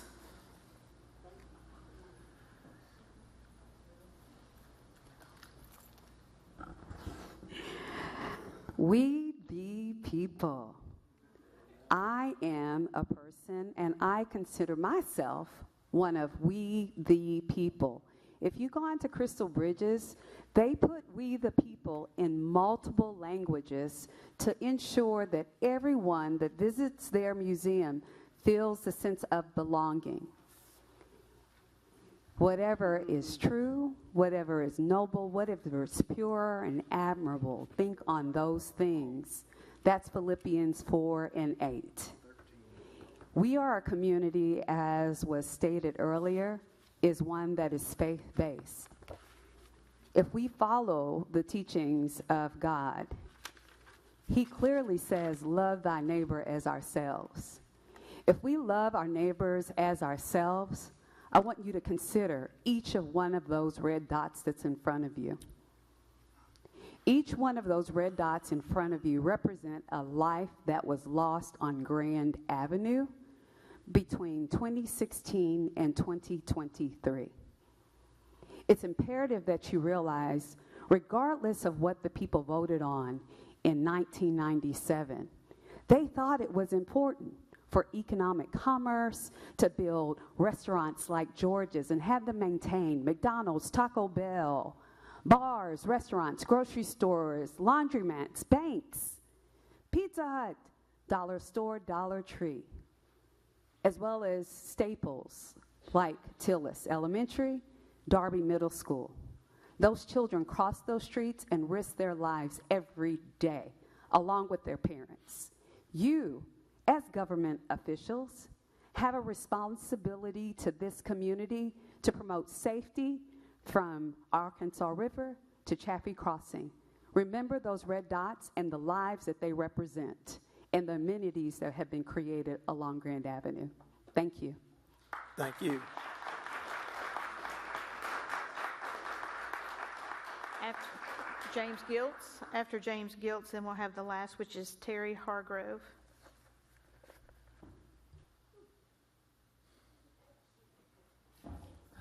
Very fallen asleep. Wow. Yeah. All right. I am not light enough to be sitting on my leg, it would appear. Hello, board. Thank you for taking the time to hear all of the citizens. I know that it can't be easy to be putting up with all 20, 30 of us for 2 minutes a pop for each item, but I do appreciate your time that you take to listen. I've talked at a few of the recent meetings, and I've had a common theme that's been a concern for efficient operation of government and efficient use of funds. And I said something last week at the meeting that was after the direction of federal grants are our money. They're our money that's already been sent to the federal government that we can't get back unless we request it. It's already apportioned. We can't change the way that it's apportioned. That's set by Congress into law. That money is there and it's going to go somewhere. I'm a big fan of tax money that the citizens of Fort Smith send outside of Fort Smith coming back to Fort Smith to improve the city. I'm further a fan of the structure of federal grants, which, and I keep hearing tonight a bunch of comments about strings attached, and I think I asked this question last week as well, and if I could get an answer at the end / after. My understanding of a federal grant, as some that I have applied for, is that you, as the person applying for the grant, tell the federal government, I'm going to do this. This is the precise plan of action that I'm going to do, and I would like you to pay me to do that thing. And then, if the federal government agrees with you, they pay you and check. The only string that I'm aware of is that they check that you did what you said that you would do in the grant application. Thank you for your time. Thank you.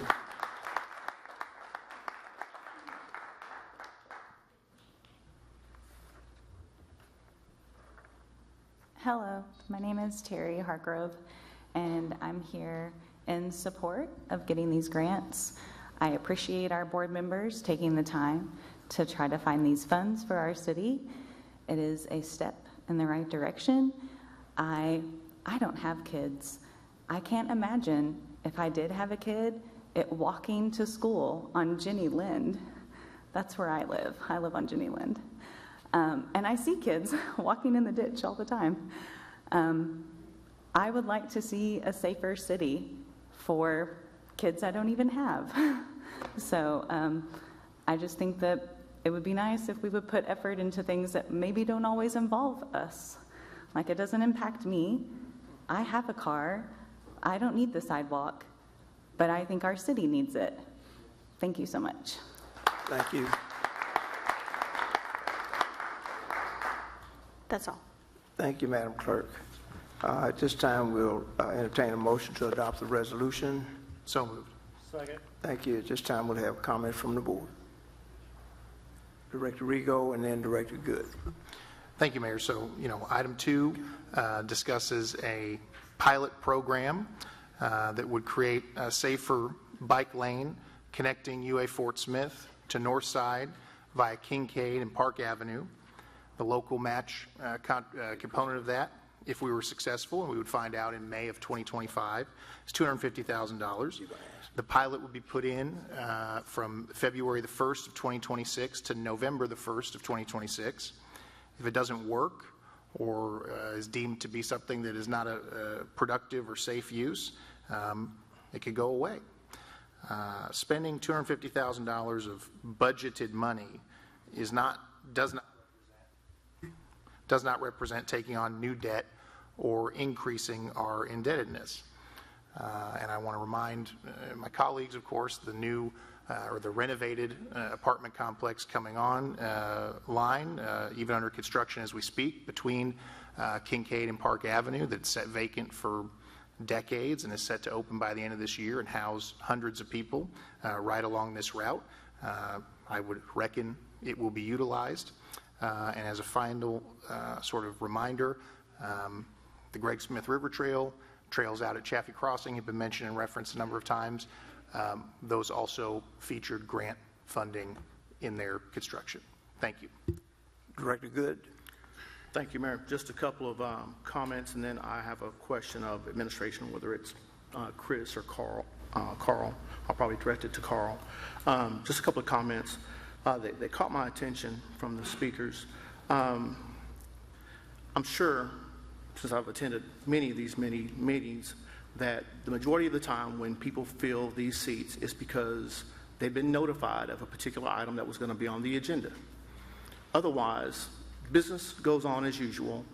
The government, local government continues, and we take care of the city's business. So in saying that, certainly we know that the majority of citizens in the city of Fort Smith are not represented in this room. So just because more than half of this room feels one way and the other half maybe unspoken or feels a different way, doesn't mean that the majority of folks are being represented by the city of Fort Smith. So we know that when speaking these terms that, how dare we speak and vote against the majority of people in this room, that's just it. It's the majority of people in this room. That's not a representation of the citizens of Fort Smith. One of the comments that was made was that freedom, we need to retain our freedom. Well, history has shown for hundreds of years that one person retaining their freedom usually means someone else not getting theirs. I heard a lady talk about how she wants her children to have safe streets, to have a beautiful city. If she didn't have children, her grandchildren. So our freedom depends on who's speaking.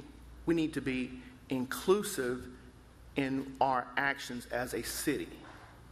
And inclusion. The other statement was, we're robbing from the next generation. I assure you, and I know that you have examples of your own, probably in your own family, when you don't take action, that's what robs the next generation. When you do absolutely nothing to prepare the next generation for what's coming or what they could have possibly had, doing nothing is what robs the next generation.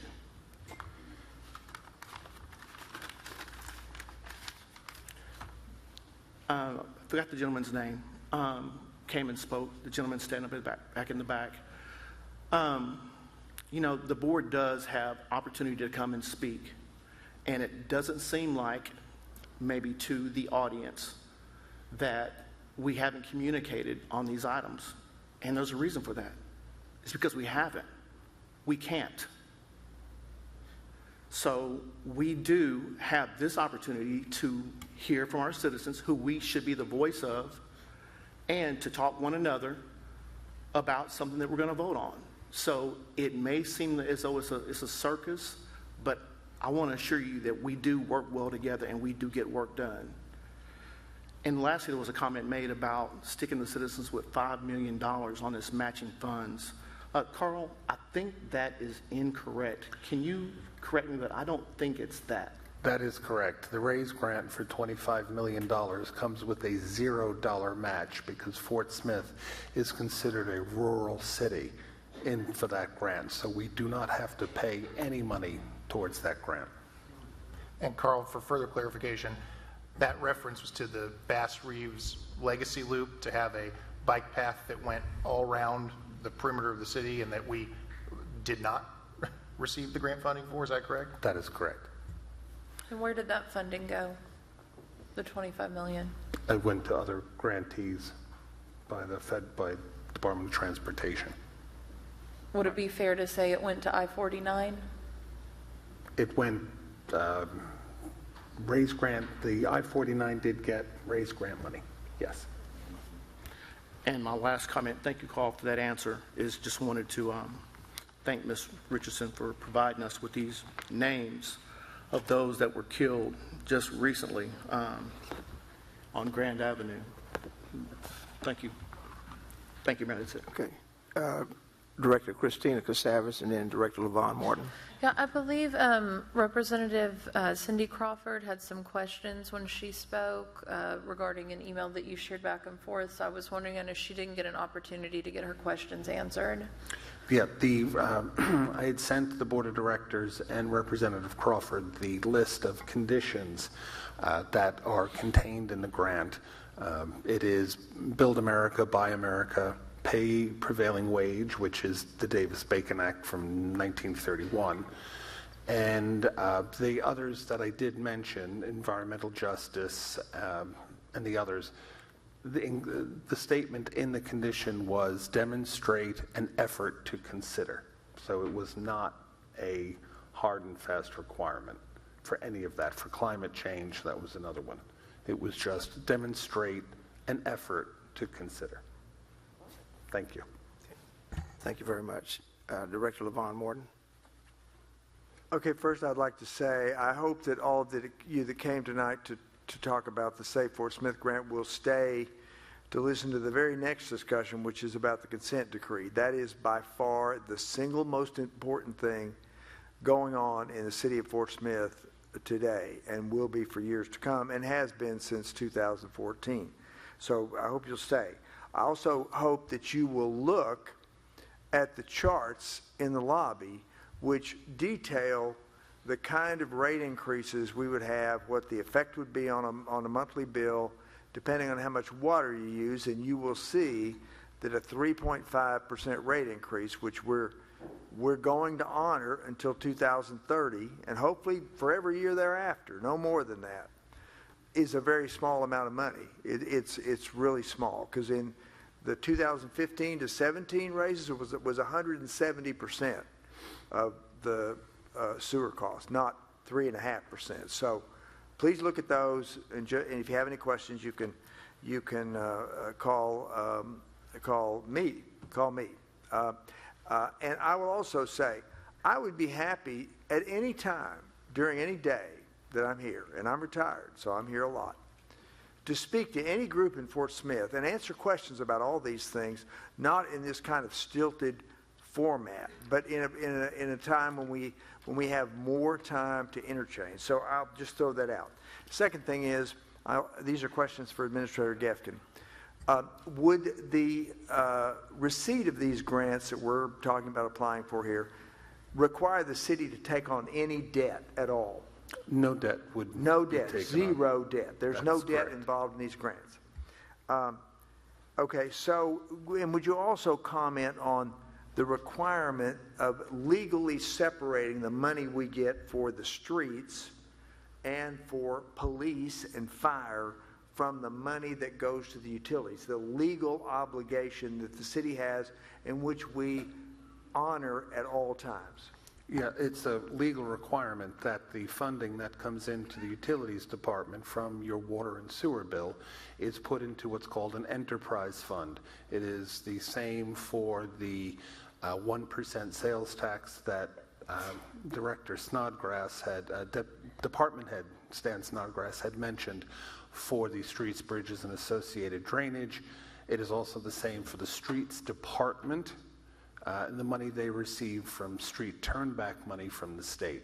That money is segregated and it is tracked separately. We cannot spend streets money in utilities or the 1% sales tax for anything else but streets, bridges, and associated drainage. It's the same for utility. We can't spend that money anywhere else, and at the same point in time, that money in other enterprise funds cannot be spent in the utility department. Okay, one more comment. There's actually a sales tax committee composed of 10 citizens, one from each ward, and then some at-large members, some of whom are here tonight or were here. They oversee the spending from all those sales tax funds. They meet every quarter to look at the reason of what the money was spent for by project, and they have an opportunity to ask questions of our finance director, and they do ask questions, but they get a report that's about pages like this wide and this tall for every sales tax fund, so that we know the money that comes in for sales tax that the citizens voted on is spent exactly the way the citizens approved and no other way.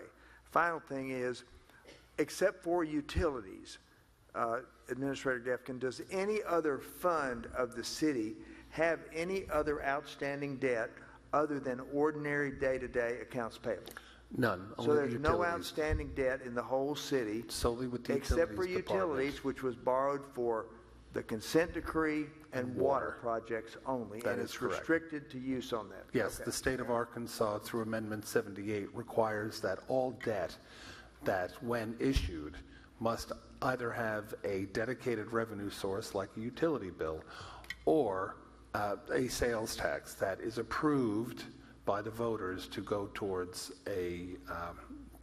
debt.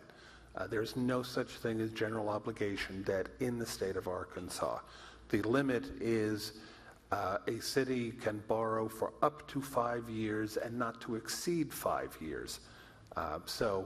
That's why the state and many of its municipalities have very good credit ratings because of those controls, and they're very good controls.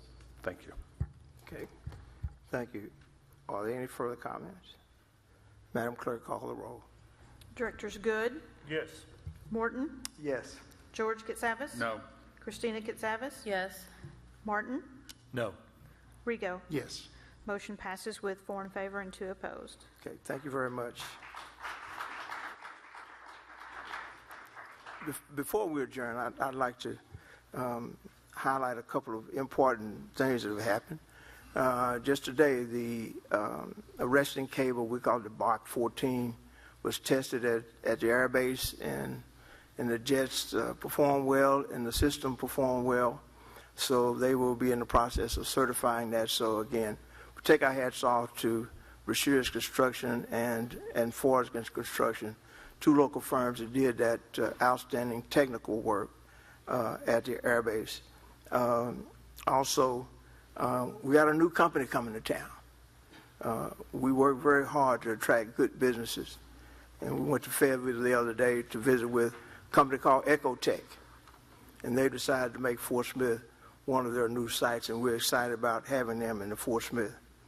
And also tomorrow we'll be visiting with with the organization, the Great American Defense Community, and Fort Smith is one of 3 in the nation that has been recognized by that organization. So we're delighted to have them visit Fort Smith. With that, I'll entertain a motion to adjourn. Second. Thank you. All in favor? Aye. Thank you. Mayor, could we take a break? Yes, sir. We're going to 10-minute take a 10-minute Thank break before we go into the study session.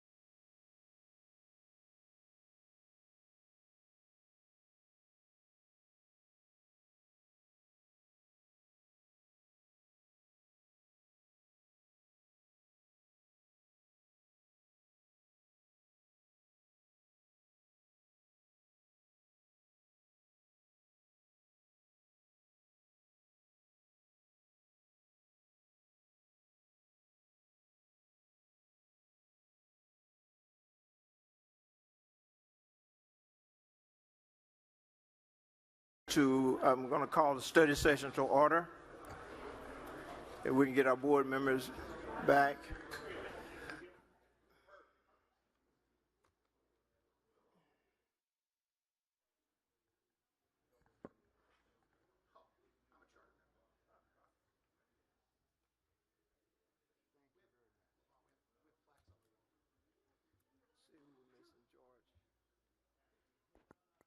Director George Kasavage.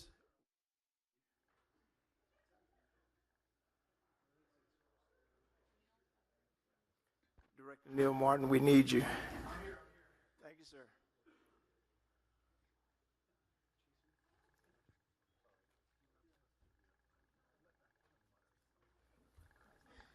This time we're going to go to item number 1, a discussion regarding consent decree modification. Yeah, we're out. And Mr. Gifkin is going to present that item for us.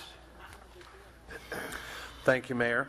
The first item on this evening's study session is a discussion regarding consent decree modification, and I will ask Paul Calamita, our attorney, for the study session, and Lance McAvoy and Jerry Canfield will be available for questions.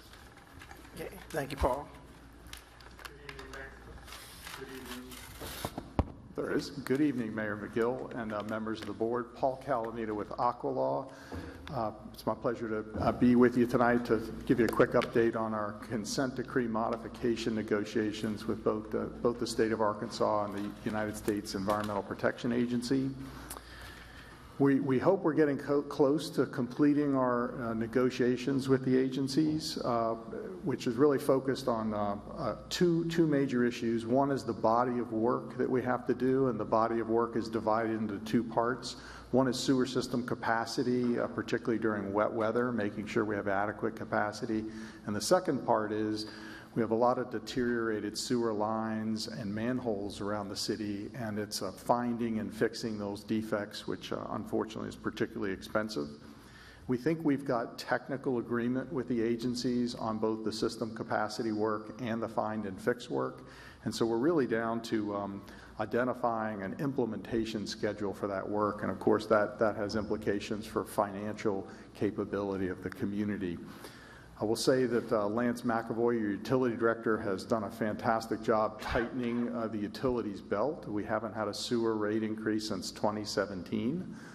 However, I think as Carl Gefkin mentioned, between 2015 and 2017, we had a 167% rate increase. So that was very significant. It's the highest of any client I've ever had in a 3-year period. So having some pause afterwards is understandable. However, everybody's familiar with inflation, and for a public utility not to have a rate increase in 7 or 8 years is fairly unheard of in normal inflationary times, never mind in the historic times. So it's been quite a talented effort by Lance and his team to keep the utility going. We do have to reach agreement with the agencies over a modified schedule to complete the program. Our current end date is 2026, which obviously we're not going to make. Back in 2014, when the consent decree was entered, we anticipated a certain amount of technical work to be done. And of course, we've gotten surprises, and we've had a significantly higher amount of work. And of course, with inflation and COVID and the flood, all sorts of challenges, we've got a lot of headwinds. So we will not be able to meet 2026. Our view is that we need a 10-year extension to 2036. But we do need to achieve a compromise with the agencies, because we are not in compliance every day with numerous deadlines that were contemplated for a program that would finish in 2026. And those deadlines are cumulative, and we literally are on the hook for thousands of dollars a day of stipulated penalties. Last Friday, I got from the Department of Justice a letter proposing $13 million in stipulated penalties for another community that's almost in the identical circumstances as Fort Smith. In terms of program implementation, they had the same thing, 12-year consent decree, got big surprises, 3 times the amount of work that had to be done. So they, to try to rattle the saber, and actually I don't think it's really saber rattling, I think the government wants a good portion of that, hopefully not all.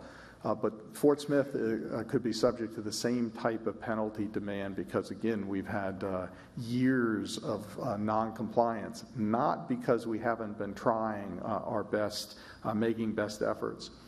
In addition to stipulated penalties, Judge Holmes here in Fort Smith is overseeing the consent decree implementation, and if we're not able to reach an agreement with the agencies, he's going to expect that the board proposed a reasonably expeditious implementation schedule. So whatever our last offer to the agencies is, it's something we need to be prepared to defend in front of Judge Holmes. The schedule has to consider financial capability, and Fort Smith has tried hard. We have a sales and use tax. We have opportunities for some loan money from the state, some revenue bonds, rate increases. We also have to worry about implementation. I heard, Mr. Mayor, I'm so glad the contractors are doing a great job at the airport, but they've not been showing up on the sewer projects. And so, we are worried about significantly expanding sewer construction while we're trying to do drinking water construction and spend $1 billion at the airport at the same time when we're already in a situation where we're not, we've exhausted the local contractor capacity. The agencies have proposed a 2034 end date with some very significant rate increases. We think 2036 is more appropriate. 2 years may not sound like a lot, but it makes all the difference in the world in terms of being actually able to do the work that needs to get done. The agencies have indicated they may consider 2036, but they don't want all the work backloaded. They need more of the work pulled forward, which is a challenge with the rate covenants that were included in the 2020 sales and use tax. The city has come up with a scenario that respects the 2020 sales and use tax rate covenants, gets the project done by 2036, and still is able to pull forward, we think, at least $40 million of work. The agencies aren't aware of this yet. We also hope that there are a number of other opportunities the city will have to pull additional work forward if we're able to maybe refinance revenue bonds. We may have an opportunity to finance SUT revenues if the public would work with us on that. So the hope is that we'll propose a 2036 deadline while being able to pull forward tens of millions of dollars of work that the agencies are not yet aware of, so that we can arrive at a compromise with them.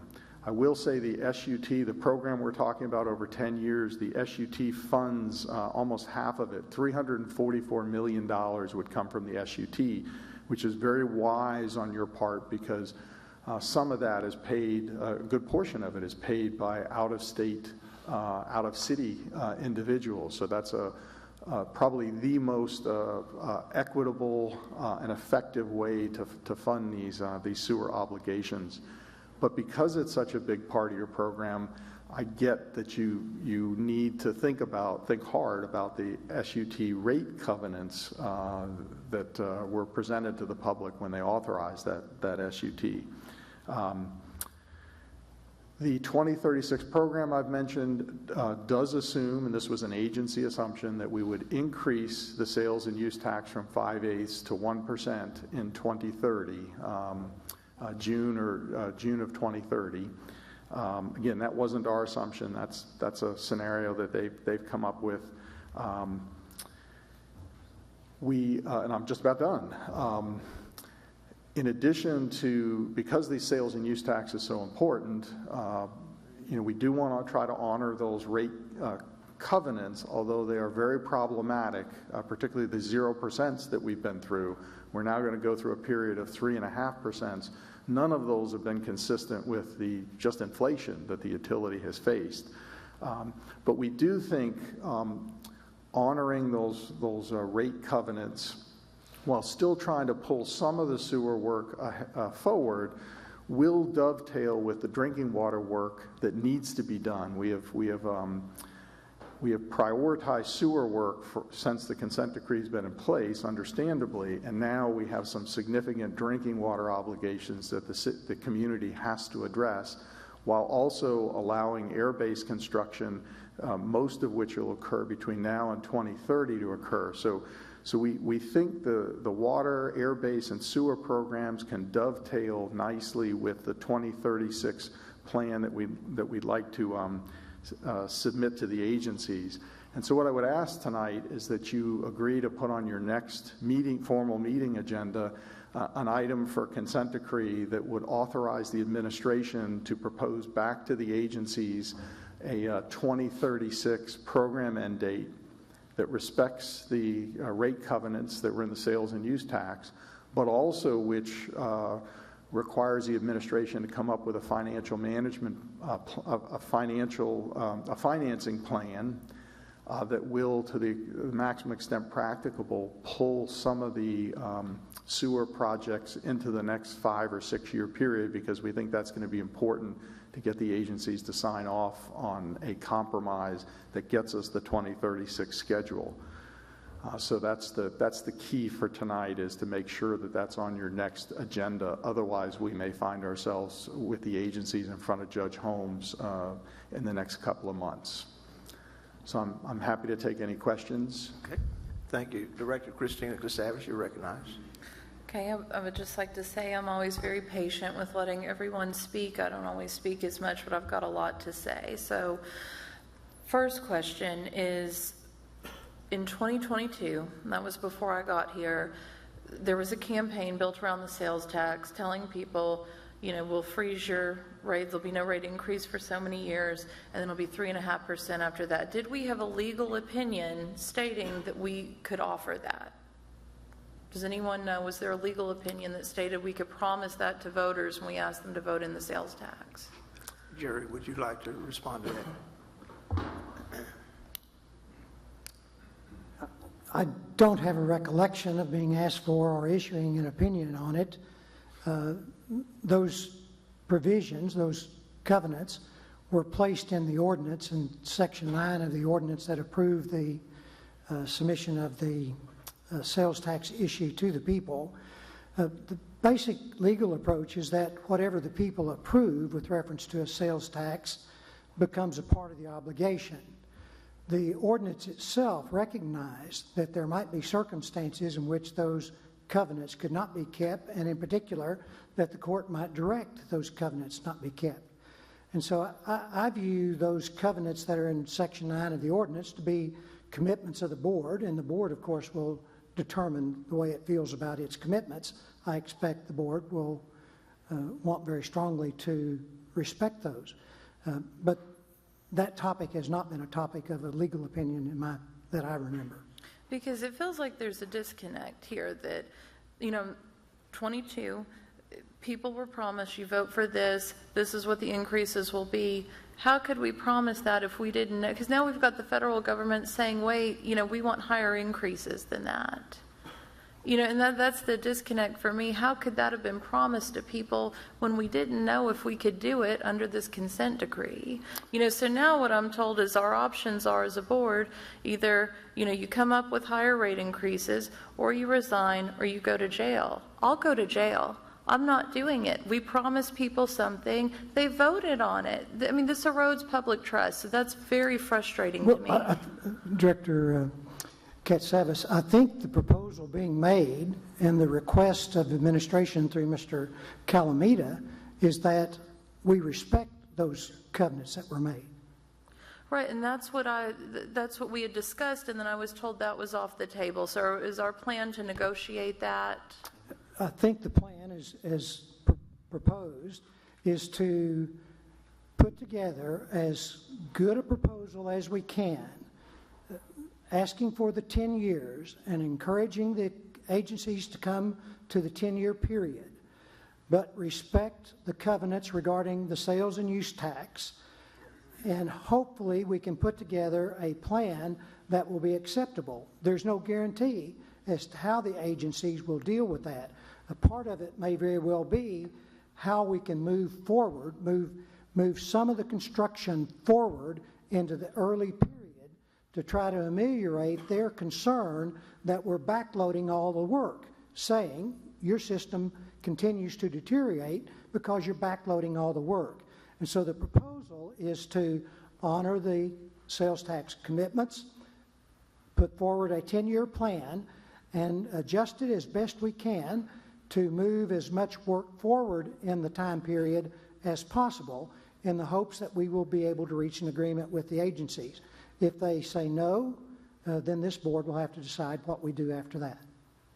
You know, it seems like I'm hearing a lot of I think and I hope, and hope's not a plan. We've got to have a solid plan, and it seems like something is getting, this isn't necessarily directed at you, Jerry, but it seems like something's getting lost in translation here, because every week we come here, every week we're approving consent decree projects, we're working all the time. And, you know, we talk about inflation, but who pays for this? We're putting it on the back of ordinary citizens. They're dealing with inflation. Their gas has gone up, their food has gone up, clothes have gone up, they've got to feed their kids. And we're putting it on the backs of ordinary citizens who can't handle more than a 3.5% increase, especially when water rates just went up. You know, that's my frustration with this, but I've got some questions for Lance.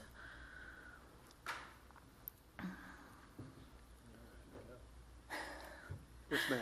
So, Lance, I want to break this down a little bit because I get asked a lot, and I know they answered a lot of these questions, but I want to break it down for people who are watching, you know, because I do get asked these. So why, when it rains, does the water commingle with the sewer? You know, were they designed together? No, they were not.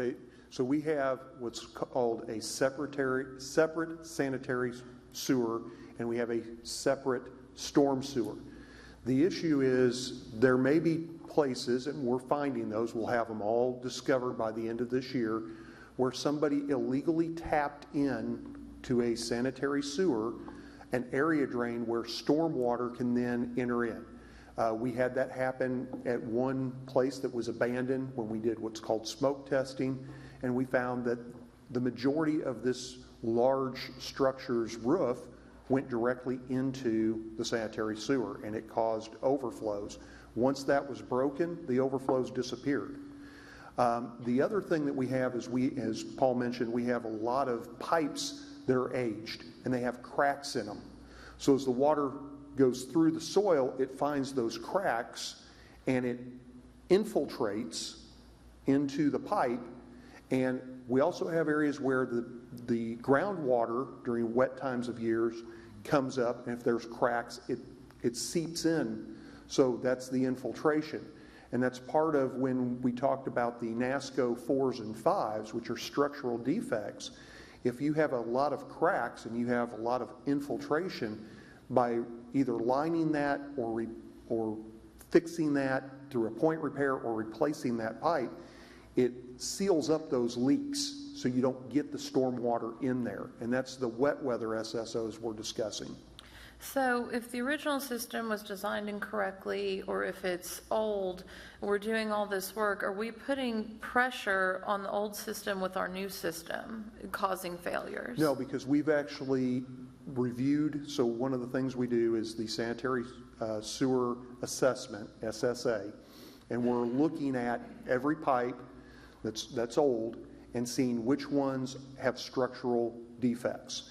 Now, we're not going to take one that, say it's an 8-inch pipe and it flows into a 12-inch pipe. We're not going to replace that 8-inch with a 24-inch because that doesn't make sense. That's, you know, you're putting a large amount of water into a small, and that would cause a backup.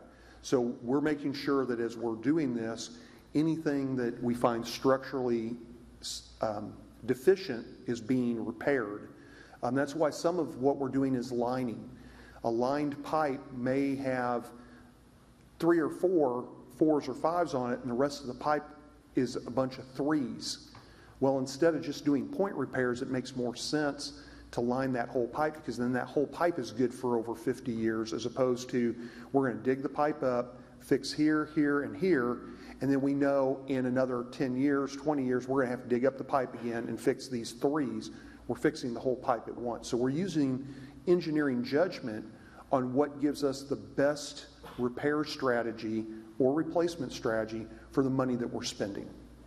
And so how does this water get to the watershed? How does the material get to the watershed? So for it to get into the pipe, is that what you're, or where does the water go once it's in the pipe? Where does the water go once it's in the pipe? So once it's in the pipe, it goes to one of two places. It will go to a lift station or pump station. And what that does is the pipes go down deep in the ground and they can only go so deep. And then you have to lift it up to another, basically lift it back up so gravity will carry it again. And eventually it ends up in one of two places, the Mazard Water Reclamation Facility or the Peace Street Water Reclamation Facility. Okay. I would, I would just really encourage when we have these talks with the EPA and the DOJ to find a way to effectively communicate that we are making a good faith effort. And that, sorry, Lance, this is to Paul now. That we find a way to communicate that we're making a good faith effort. I mean, do you think that's possible? I have been your biggest cheerleader. I've had no client that raised rates 176% in a 3-year period. I have no client, I've been doing this for 31 years across the country. I have 0 clients who've had a 50% water rate increase. I harp on that. Every time I hear from the agencies, they're dismissive that we're not really doing very much. We've been through COVID, we've been through historic inflation. We have to worry about the people with low and fixed incomes in our communities because these rates are not, they're regressive. And these are critical public services. So we have been very aggressive in the defense of Fort Smith and particularly the efforts since the consent decree has been implemented. And matter of fact, my understanding is the city spent $200 million before the consent decree was implemented. And these costs have ballooned on us. That's not our fault. And it's not our fault that there's historic inflation and you can't get contractors. So we have definitely put the city's best foot forward. However, I will tell you, I did oppose the rate covenants a couple of years ago here.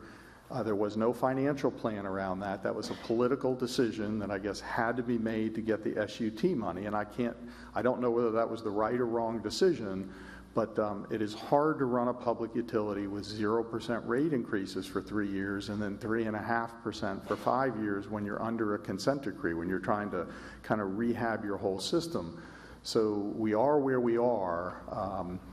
The difference between when I spoke to you last week and tonight is we realized there was an error in the agency spreadsheet where they had a 0% rate increase next year, and that was supposed to be 3.5%. And by correcting that, we're able to pull forward $40 million worth of additional work in the period they're concerned about.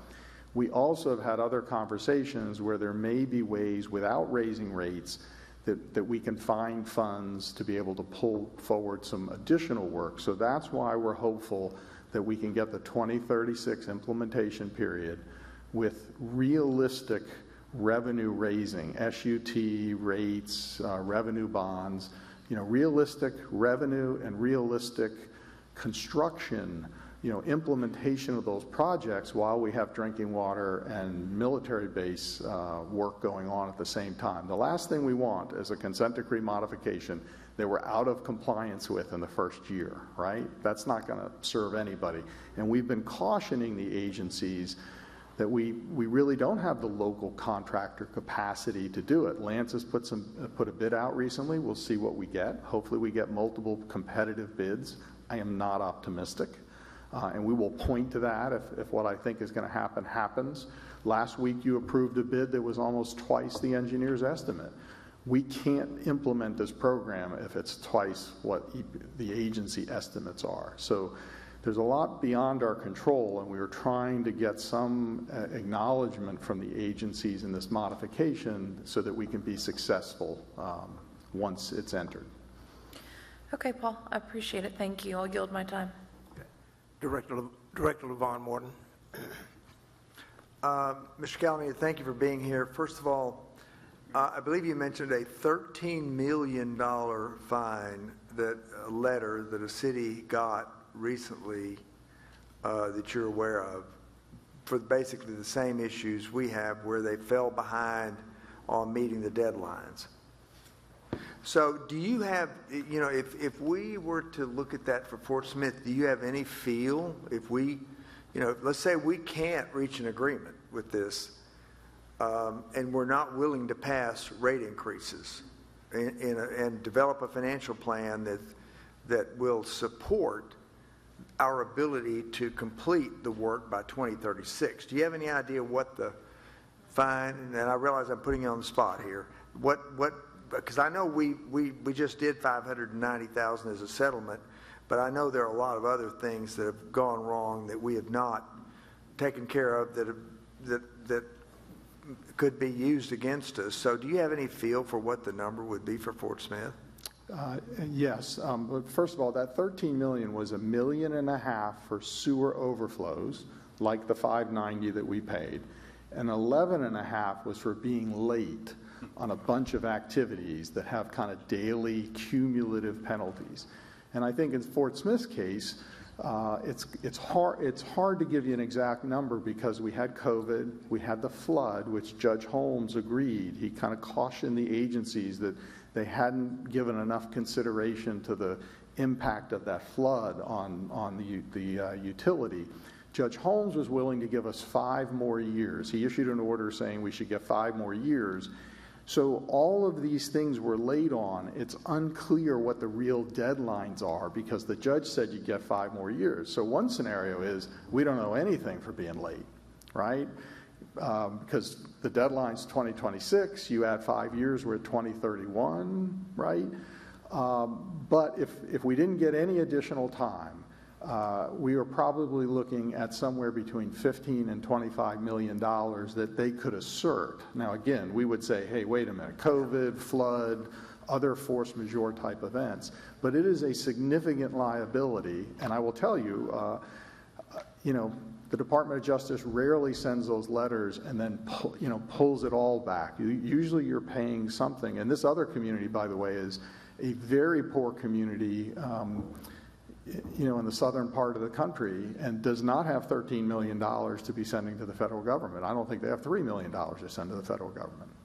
Okay, so based on what I've heard from you and kind of your assessment is our best chance to get the 10 years, which we desperately need, because I've really studied these numbers hard, to get the 10 years is to I like Director Christina Katsavis, and I'm sure all the other directors really, I want to hold to that 3.5%, which we committed to through 2030, and then consider what we might have to do after that. But so we need to agree on the words and also have a financial plan that backs up the words. Is that a fair statement?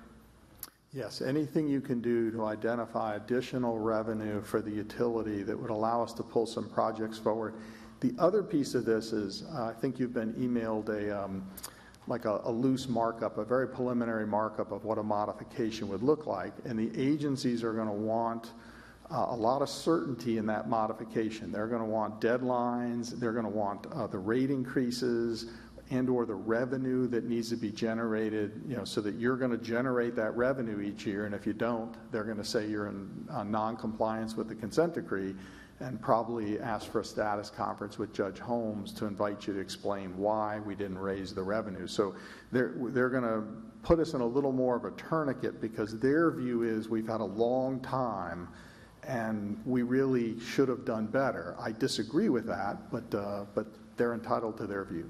Okay, so we are aware generally, and some of us who went to Washington, D.C. at the end of April know that there are federal government funds available at reasonable interest rates where you pay interest only for 5 years and then you have like a 35-year payout on the principal. And we know those funds are available. So what I'm hearing you say or they could be available. They certainly have to qualify once we cure our failure of the bond covenants, which we had in 2023 and we will have in 2024. But what I've been told in a recent conversation with the same lady that we all met with is they will accept a plan. You don't have to have the money in the bank. They will accept a written plan that's reasonable and make their decision on the loan based on that. No guarantees, but I could see a way to bridge these years until we have an opportunity perhaps to raise rates more with a WIFIA loan. And if we do that, the other thing that I would want to write into any agreement is if we borrow money with debt or WIFIA loans or any other source, another sales tax, that we have the right to offset any higher rate increase they demand in the future. Like if we agree to a schedule that says, say, 3.5% till 2030 and then 15% after that, I want the ability to reduce that 15% back to 3.5% if we do a bond issue that provides the money to do the work that the extra rate increase would have done. And that puts us in a position where we can actually do this without imposing a terrible burden on the ratepayer, on the citizens here, because a 5 CCF person, based on a 3.5% 1-year increase, is $2.18 a month before sales tax. $2.18 a month. No sales tax. Oh, there's no sales tax on sewer. Not on That's sewer. good. That's good. So it's $2.18 a month. So 5 CCF, and really it's, if you look at how much is 3.5% of $12.85, which I believe is the number for 1 CCF, right? Is that right, Lance? $12.85. Just think of 3.5% of that, it's about 40 cents.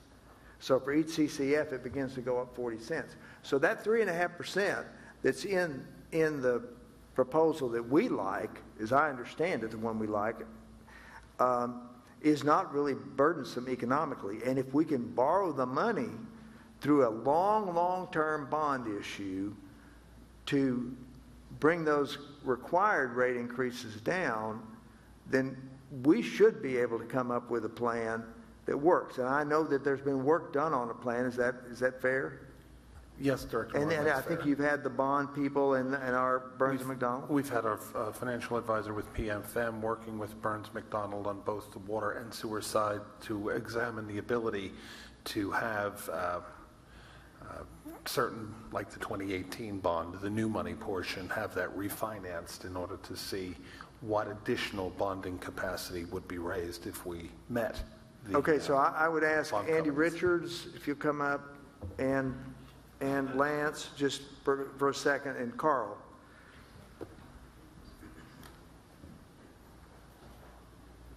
My estimate is that the sales tax that we passed in 2022, and I agree with what's been said, in order to pass that, we had to do that 3.5%. That will generate about $140 million. The numbers I've heard are a conservative estimate, conservative on the low side, is $640 million of construction in that 10-year period of time.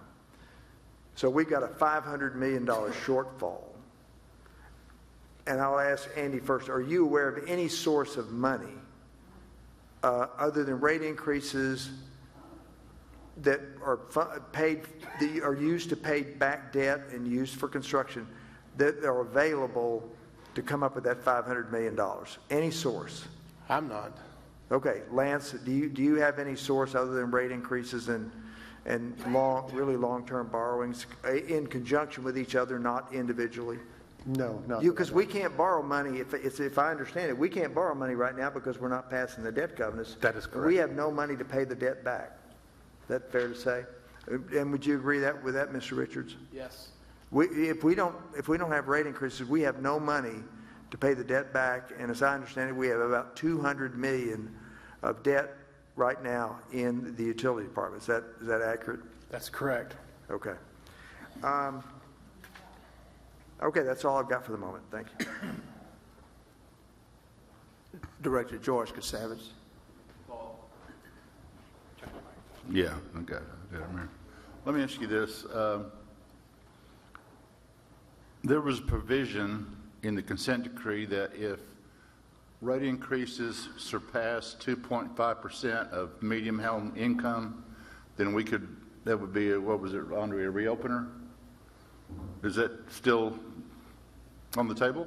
So the idea was that was a one-time, and we actually litigated with the agencies over that, and Judge Holmes did agree that the program, if it was implemented to finish in 2026, the original 12-year period, the water and, the sewer rates would exceed 2.5% of median household income. So Judge Holmes said, I agree with the city, they get at least 5 more years, and then he cautioned the agencies about the flood, because they really didn't want to give us any relief whatsoever for the flood. So the thought was there was something beyond 5 years that if we asked the judge to rule, he would find for the city. But so the agencies have agreed we get 5 years. Their position, though, is we never gave them a plan that went from 2026 and added 5 years to 2031. And the reason we didn't do that was because we couldn't afford it. Who's we? We as the city. The city of Fort Smith, not you. Yeah, the city of Fort Smith didn't turn to their engineers and say, let's have a fantasy, let's waste engineering dollars and have you design a program that'll finish in 2031, when we knew we couldn't afford it and we couldn't construct it. And here the agencies are back saying 2034, but we might do 2036, which kind of makes the point. It would have been a waste of engineering and legal time if we gave them that plan. So we will get 5 more years at a minimum. The agencies are offering 8 to 2034, and they're holding out the option of 10 if we can pull some of the sewer investment forward. We've been able to do 40 million because we fixed the rate increase, and we think we can pull tens of millions. It's not going to be 100 million, but we can pull more forward, and we're hoping that will satisfy them. Well, the 3.5%, how much? What was the income off that? Lavon, you remember? You said the yearly increase from 3.5% would be how much? Well, I said it was $2 for somebody that used 5 CCF. It's $2.18 a month. But no, I mean the total income to the city, to the utilities department. So by changing the 0 for 2025 to 3.5%, when you look out to 2030, it allowed us to pull about $40 million forward. Per year? No, just a total of 40 million over that period. So like in year 1 it's $1 million, year 2 it's $2 million, and then it builds to like 17 or 18 million dollars in the last couple of years. So it compounds. Yeah. Carl, let me ask you something. Can the board unobligated, what's it called, unobligated funds? Yes, sir. Could the board direct the 4.2 million for the water slides to the utilities department? Yes. You can? Yeah. That's from the general fund. The general fund is. I think we need to consider that. I really do. That would be a big help right now. And that is instead of the slides, believe me. Yeah, that is one of the options. When I said we're looking at some other options that might allow us to pull some additional projects, we've left no stone unturned. Yeah, but Paul, with all these people that spoke out on the special study session, the consent decree was mentioned several times. And that's on everybody's mind in this whole town, that this should be number 1 priority, is get this consent decree under control or whatever.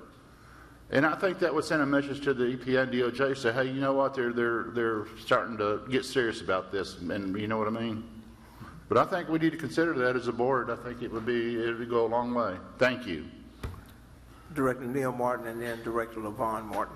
So I'm looking at an email from Carl that was sent to the board on August 25th at roughly 9 p.m. It's got multiple scenarios here. Are you familiar with this? Yes. Okay.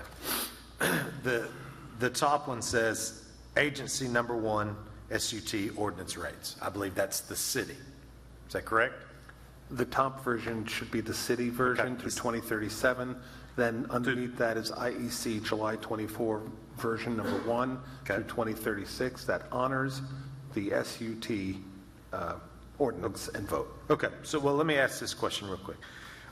When we passed that ordinance that said we would hold rates steady and then we'd raise them 3.5%, well, what year was that 3.5% eligible to be raised? June 1st, 2025. Okay, so okay, so that takes basically this top line here is incorrect. So I'm looking down at the second one there. So it says in 2024 no rate increase. 25 through 30, 3.5% per year. Pursuant to the SUT covenant. Pursuant to the SUT covenant. 2031, 18%. 2032, 18%. 2033, 16%. 2034, 15%. 2035, 12%. And then nothing in 36, according to this. As 156% rate increase over the course of the remaining consent decree. 170% plus 156%. That has no debt financing in it at all. Correct.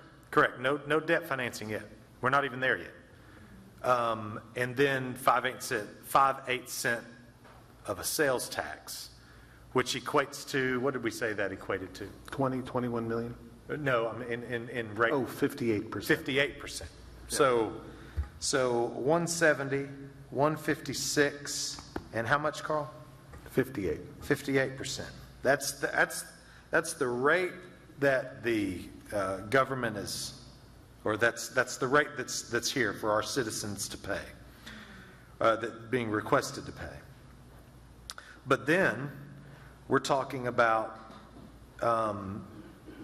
basically bonding or taking out loans, which is additional dollars, which would, and according to this, what is I see 20 million in 2029. Is that when we would expect to be paying those funds back? Is that correct? Am I understanding that right? No, that's probably loan money from the state. That's SRF loan. SRF money, yes. Yeah. But then I see revenue bonds starting in 2031 of 40 million, so on and so forth. So that's my sewer rate. What I paid last month, this is my bill, it was $135 in sewer alone. We have 7 people, and then we just sent one to college. Is that 11 CCFs? That's 16. 16, okay. CCFs. You have daughters. They didn't even have the placards out there for my rate. It's off the charts. But I have a bunch of girls. Is that the new bill with the rate increase on it? No, that's not even with the rate increase. No. And I'm just talking sewer here. So my sewer bill is going to be by itself $300. At the end of the program, if we're not able to offset those rate increases with some of the strategies that are being evaluated, it could be, but you're not typical. I mean, you're way off. You're not even on the charts. Well, I know. I'm literally not on the charts. But I look at that and say, yes, we are off the chart, our family, but we are a family. And I do well. This is a killer. Those numbers are killers for people like me. And I look at the folks that we talk to, that we communicate with, and these numbers are potentially devastating for us. One of the things that was interesting when we were talking water, the amount of growth in water outside of Fort Smith. And I think there's something to that, because I think people come in and they look at some of these sewer rates and they're like, I'm going to choose to live somewhere else. And I think that's really difficult for people as we try to recruit, as we try to grow.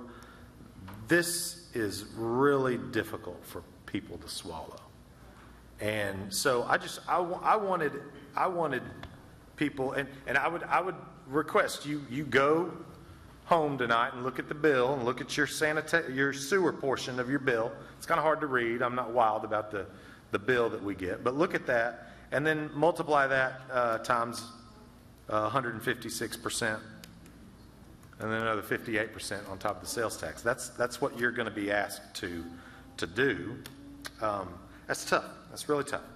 Thank you. Director LaVon Morton. Well, I'll repeat again. The goal would be to use the debt financing to lower those really high rate increases that produce the 170% down to 3.5% a year, not 19% or 18% or 15%. I mean, and that can be done, and the numbers still work. But you have to do it. And I would say that I only know of three sources for money. Bonds, which you cannot issue without money to pay them back,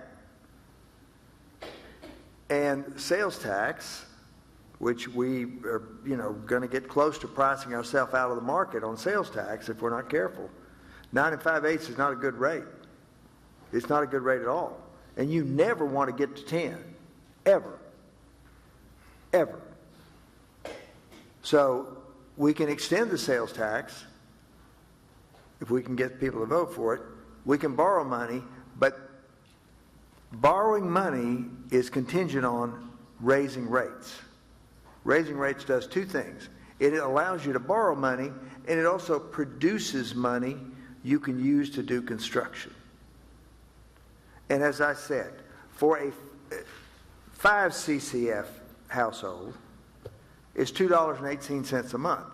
For a 10 CCF household, for 1 year, it's $4.35 a month. $4.35 for a 10 CCF household. That's at 3.5%.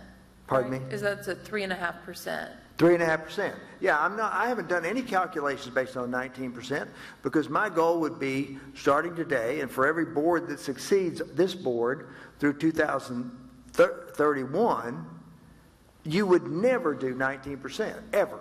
But you have to start today to avoid that, because our zeros for all these years have put us in this position. I wish we'd had the financial, I wish I had, and we'd all had, a financial understanding of how much money we actually had and how much it was going to take in 2019 when Mr. Calamita said to all of us, I hope you will raise the rates 2% a year. We didn't do that.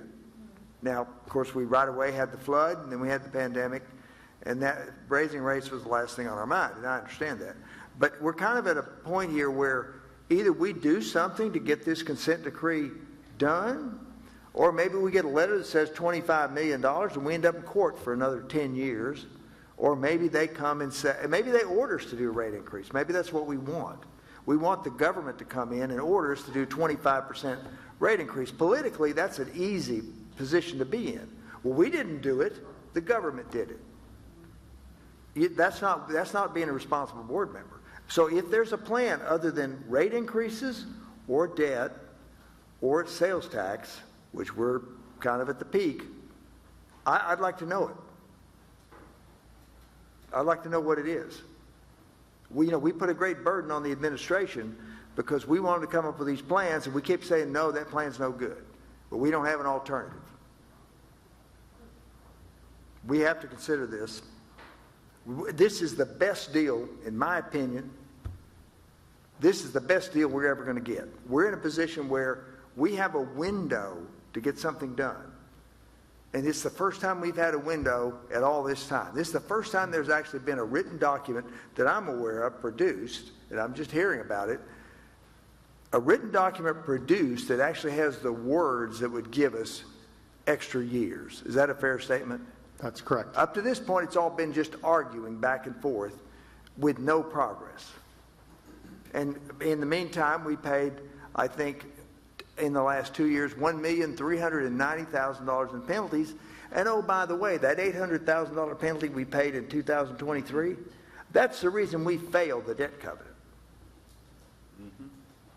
Because it would have added 4 points to our 1.08 to make it 1.12, and we would have passed.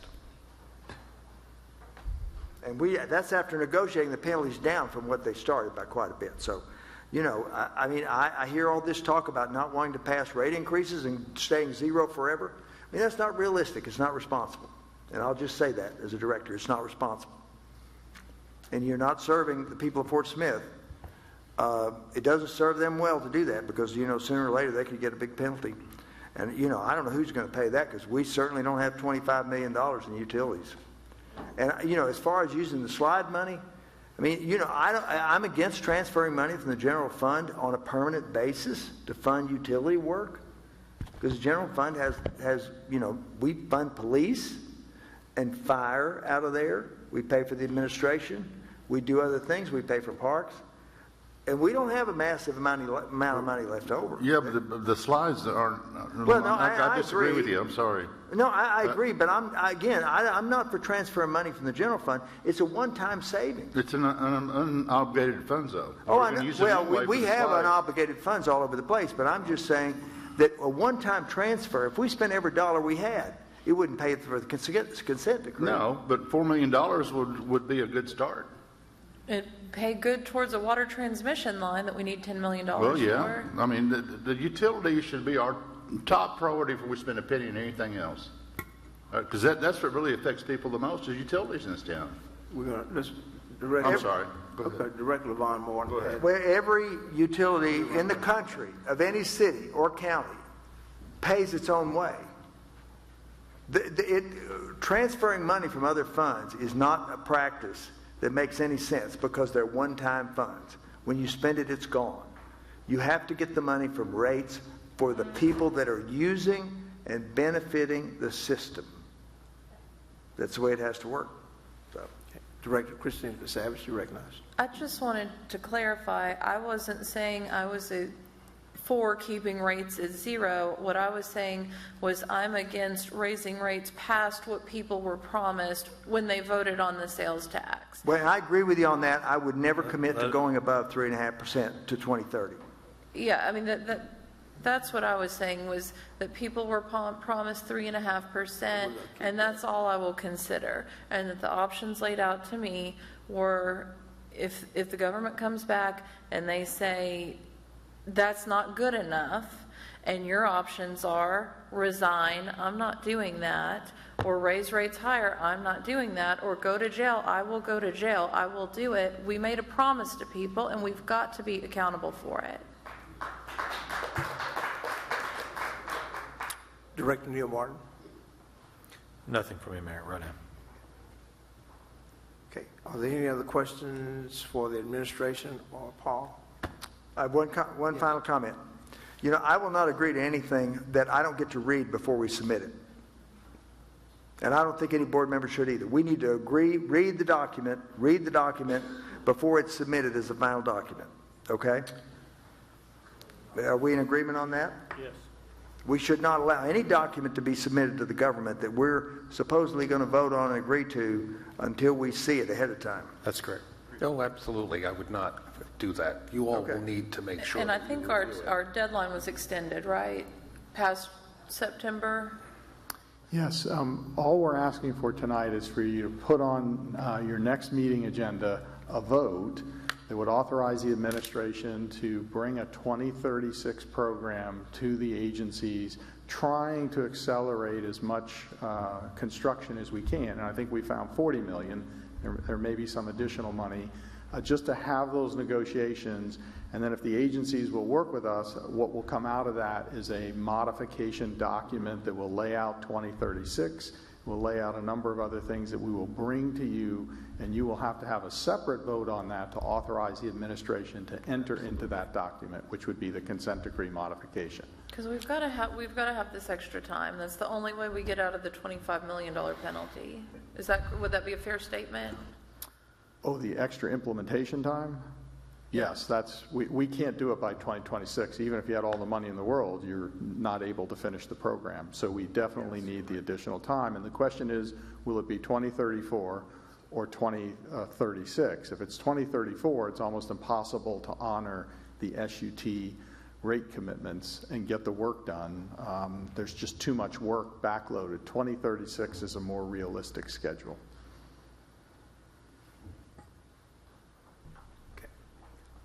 Director Rigo and then Director Neil Martin. Well, I would just like to make the motion requested. Second. Okay, thank you. No. We're just going to put this on the agenda, so we had to. Director Neil Martin, you're recognized. One thing that I would ask, and if anybody's watching tonight, I think 3 years ago, we invited the EPA and the DOJ to come to Fort Smith and drive around town and see our city, but also maybe come here and have a town hall with us so our citizens get an opportunity to talk and share, and they get to hear what we've been doing, or what we face and what we hear, every one of us, daily. Hear this, and so I would encourage folks to make the trip to Fort Smith. Director Martin, yes, we will put that request to the Department of Justice and EPA to come to Fort Smith and potentially come to one of our board meetings and let them listen to our people and the board. Okay. I really firmly believe we are making a good faith effort to do the work that needs to be done within the money that we have, with the manpower that we have. And I really want to see that effectively communicated. Okay, thank you. This time we'll go to item number 2. Item number 2 is a presentation regarding Canopy Northwest Arkansas program, and representatives from Canopy Northwest Arkansas are here, and they will come up and speak to their program, and the executive director is here, and she'll introduce herself. Mayor, could I make a suggestion? Yeah. Could we table item 3 in the interest of time till another meeting? Y'all interested in that, or? No, why don't we hear this? Who's here from Rocky? Yeah, they made a trip. They made a trip. Oh, they did? Yeah. Okay. Yeah. We should have done this at 7. Should have made that motion at 7. Yeah, I know. Sorry. That's guys. right. No, come on, please. Good evening. I'm Joanna Krause. I'm the Executive Director of Canopy of Northwest Arkansas. City directors, mayor, first, thank you so much to your service to the community of Fort Smith. I know your job is not easy, and all of the city staff who are here this evening, your care of the residents in the city of Fort Smith is really apparent to me this evening. Thank you for asking Canopy to share with you about our work. I've heard from many people over the course of the day today with some questions and concerns about what Canopy is and what we do, and I'm here to be available to answer all of your questions and be fully transparent about the work that we do. First of all, I want to make sure you're aware that Canopy is a 501c3 nonprofit. We've been in operation since 2016. As a 501c3, we submit to regular financial, programmatic audit and monitoring, and we're fully compliant with all of our requirements and have been year after year. We work under the Department of State Refugee Resettlement Program to provide refuge to some of the world's most vulnerable people who have been forced to flee their home. Refugees are legal immigrants to the United States and who are fully employment authorized. They're subject to vetting prior to coming to this country. Canopy is affiliated with the national nonprofit Global Refuge, which formerly was the Lutheran Immigrant and Refugee Service. They visited us earlier this year and made a short video about our work, which I'd like to share with you now.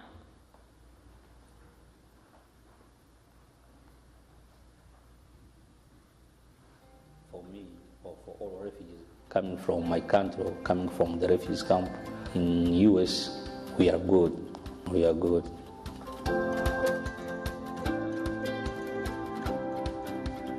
It's a really phenomenal environment here in Northwest Arkansas. I would argue this is one of the most welcoming communities in the country. And this is what makes Northwest Arkansas unique, the opportunity to connect to the community with the arriving refugees. But there are a lot of people here that love the refugees, that love the idea of resettling refugees in Northwest Arkansas. They donate furniture, they donate clothing, food. Canopy helped us when we arrived in the U.S. They helped us to find a job, everything, to know how to take a bus, to cross the road, to go to school. They helped us a lot. It's a privilege to work for an organization like Canopy under the umbrella of Global Refuge. You're part of this network. It's there to support in so many ways.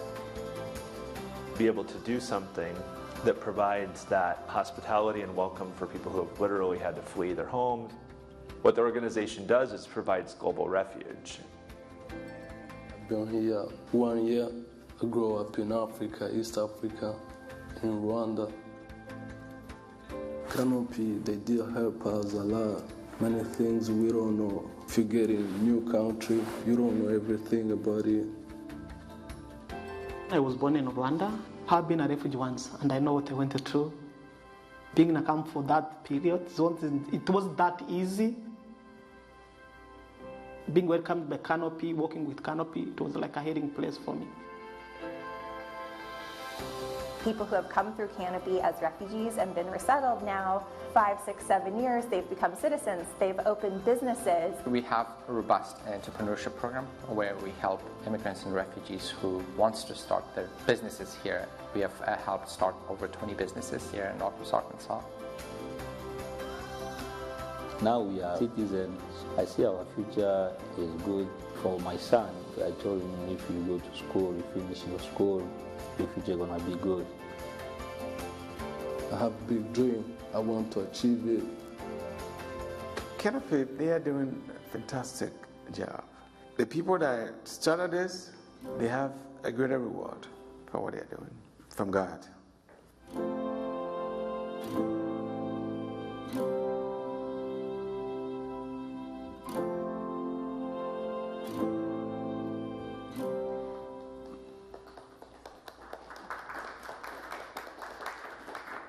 Thank you. So I've had the pleasure and privilege of spending more time in Fort Smith over the last weeks and months, and I can tell you Fort Smith is a remarkable and welcome community. I am incredibly impressed by the residents, the business owners, your public schools, your city, and what you're doing for the community here. The definition of a refugee is someone who's been forced to flee her home, his or her home, because of persecution, war, or violence. A refugee has found to have a well-founded fear of persecution for reasons of race, religion, nationality, political opinion, or membership in a particular social group. Refugees who have third country settlement to the United States do not have the opportunity to return home. Again, refugees come through legal pathways to the United States, and this is the most vetted group of individuals who come to this country. Fort Smith has a remarkable history of participating in refugee resettlement. After the fall of Vietnam, Fort Smith welcomed thousands of refugees through Fort Chaffee, and many of these individuals have contributed to make Fort Smith and the River Valley the strong region that it is today. Canopy has resettled 4 families in this area over the last 2 years. They're working, their kids are doing well in school. This is their home now. I'd like to recognize a few of the dedicated, compassionate individuals who came this evening in a show of support. They've been volunteering with Canopy, with these families, and they're truly making a difference in the community.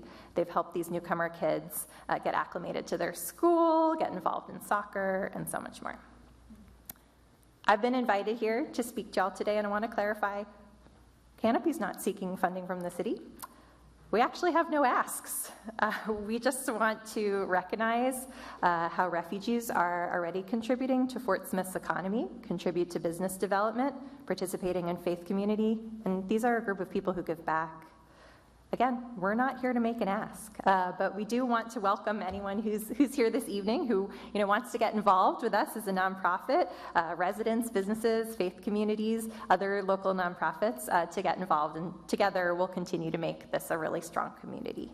And now I'm glad to have the chance to introduce you to a few of Canopy's staff members.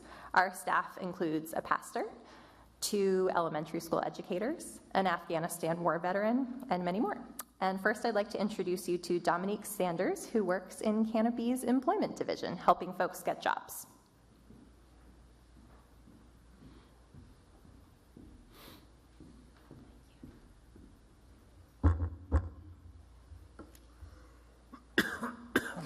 Good evening. I'm Dominique Sanders, an employment specialist with Canopy Northwest Arkansas. My role is something I'm deeply passionate about. Each day I help refugees navigate their new lives and find meaningful employment, which is both fulfilling and joyful for me.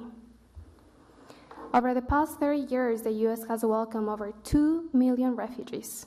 Their impact is substantial, generating over $120 billion in revenue and contributing over $90 billion to state and local governments. This demonstrates how we can merge compassion with economic growth, creating a win-win for our nation. In Arkansas, refugees are crucial to our community. They fill essential roles that keep businesses and facilities running smoothly, supporting our local economy and businesses. Their dedication is key to our state's prosperity. Beyond economic contributions, refugees enrich our community with diverse skills, experiences, and perspectives. They add to the cultural fabric of Arkansas, broadening and understanding and enhancing our lives. I am proud to support these remarkable individuals and see them thrive as they build better futures. If there are any employers here tonight that would like to connect with me, I will be happy to discuss opportunities. Thank you, and now I'm pleased to introduce my colleague, Khalid.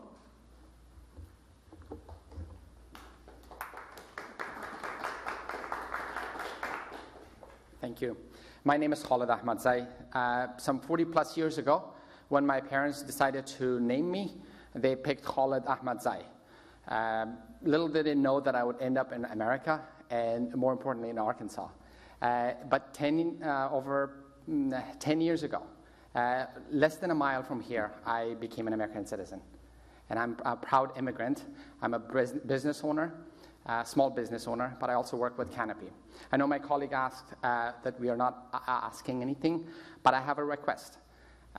My job is, as part of a community, is to engage the community and also educate the community about what refugee is and what we do. And I tell you some incredible stories that you may not hear. So here I am asking you and our friends here that if you're part of a faith community, civic group, corporate, nonprofit, for-profit, please do ask. We'd like to come and talk to you about what we do and tell you some incredible stories of individuals who made Northwest Arkansas their home, but also they're giving back to their community. To this incredible community and this incredible state. I know I'm between you and going to bed or to dinner, so I'm just going to end it here. Thank you. Thank you. And finally, I'd like to invite Dr. Han Chung to come and share his connection with Canopy and Global Refuge.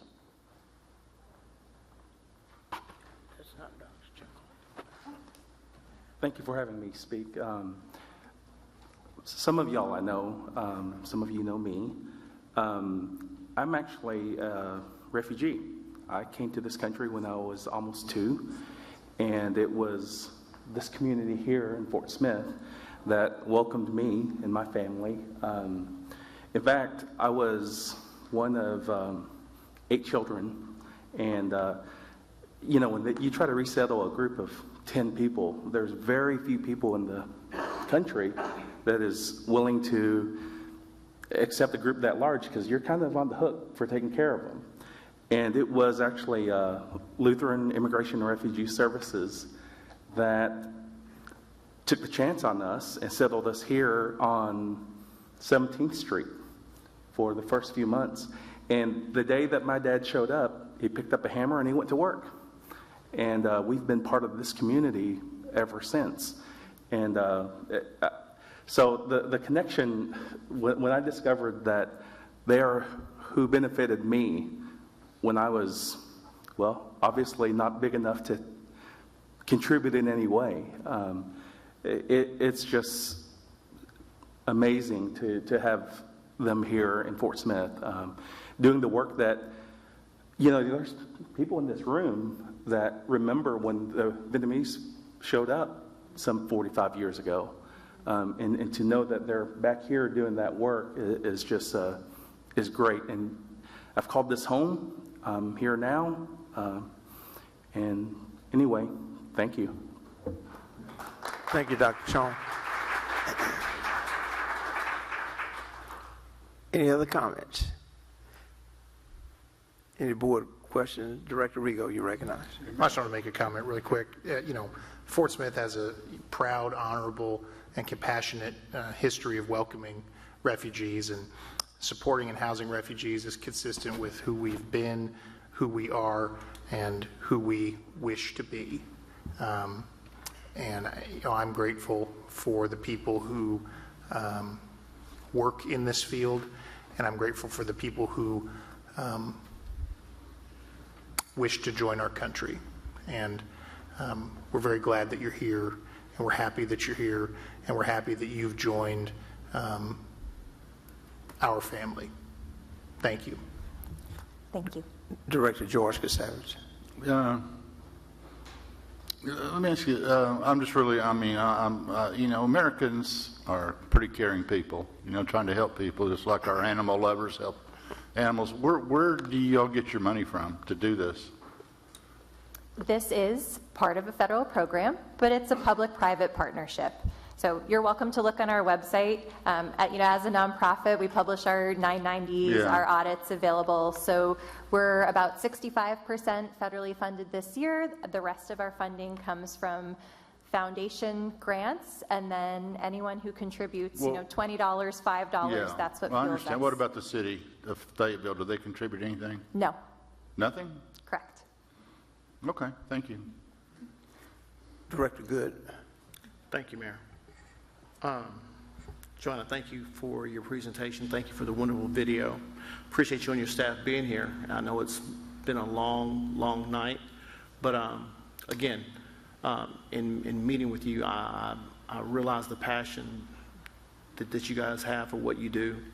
You know, you gave some really good stats and numbers on how this program affects local economies, and that's great.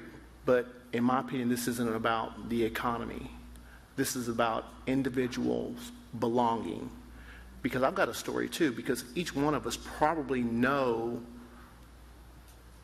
or are related to a refugee. I mean, I was in 4th or 5th grade, I believe it was in 5th grade, when Vietnamese refugees, I remember one young man in particular, his name is David Ladot. He came to Sutton Elementary School, and he felt no more welcome, and actually at that time, that I did in Sutton Elementary School. But through the years, he became, just like his family, part of this community, and we became really good friends. So thank you for what you do on the individual basis and not just for economics. Thank you. Thank you. Any other questions from the board? If not, thank you very much for your presentation. Thank you.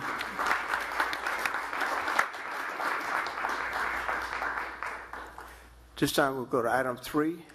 Thank you, Mayor. The third item on this evening's study session is the annual report regarding future Fort Smith Comprehensive Plan. And Tim Varner, the chair of the Future Fort Smith Committee, will make that presentation. Thank you. Thanks for sticking around, Tim. I'm glad to do it. You know, for those that don't know me in the room, as well as didn't have the pleasure to meet personally on the board, my name's Tim Varner. I'm, excuse me, I'm a local architect. Obviously, chair of Future Fort Smith is not my job. It is my privilege. and I take it that way. We do still have a few of the members here in the audience representing, so they've hung out for quite a while, and I appreciate that. As well as everything that we'll talk about tonight is not me, it's our committee. It's an aggregate of various input throughout the community, as well as the department reports, and looking at that in conjunction with the comprehensive plan. So that everyone knows who we are 9 at-large appointments made by the Board of Directors through an application process. And then we do have 1 member of the Planning Commission and 1 member of the Parks Commission. So that's kind of the makeup of who we are and what we do. As I mentioned, myself, like many of the committee members, do this on a volunteer basis to help better our city, much like many of the others in this room.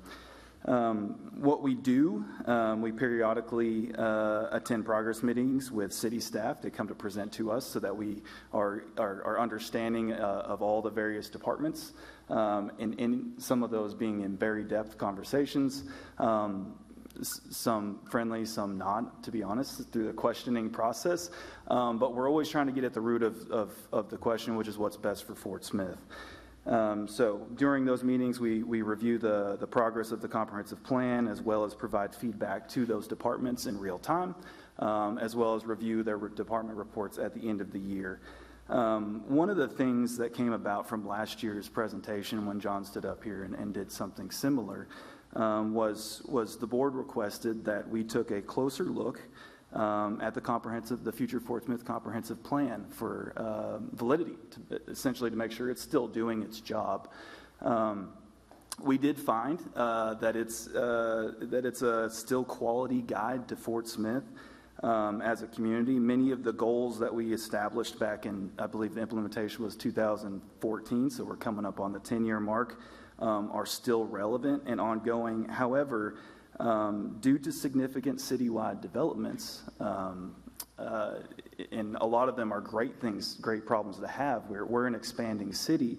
Some of the data and potentially projected outlook of the city has become a little bit dated, and so we do worry that it may not be a true depiction of both the people as well as the progress that we're making, and we don't think that it's a scrap job. We don't need to throw this away, but we do need to find ways to make sure that it's up to date for what our citizens need. And I kind of have a brief summary. This took place over multiple meetings.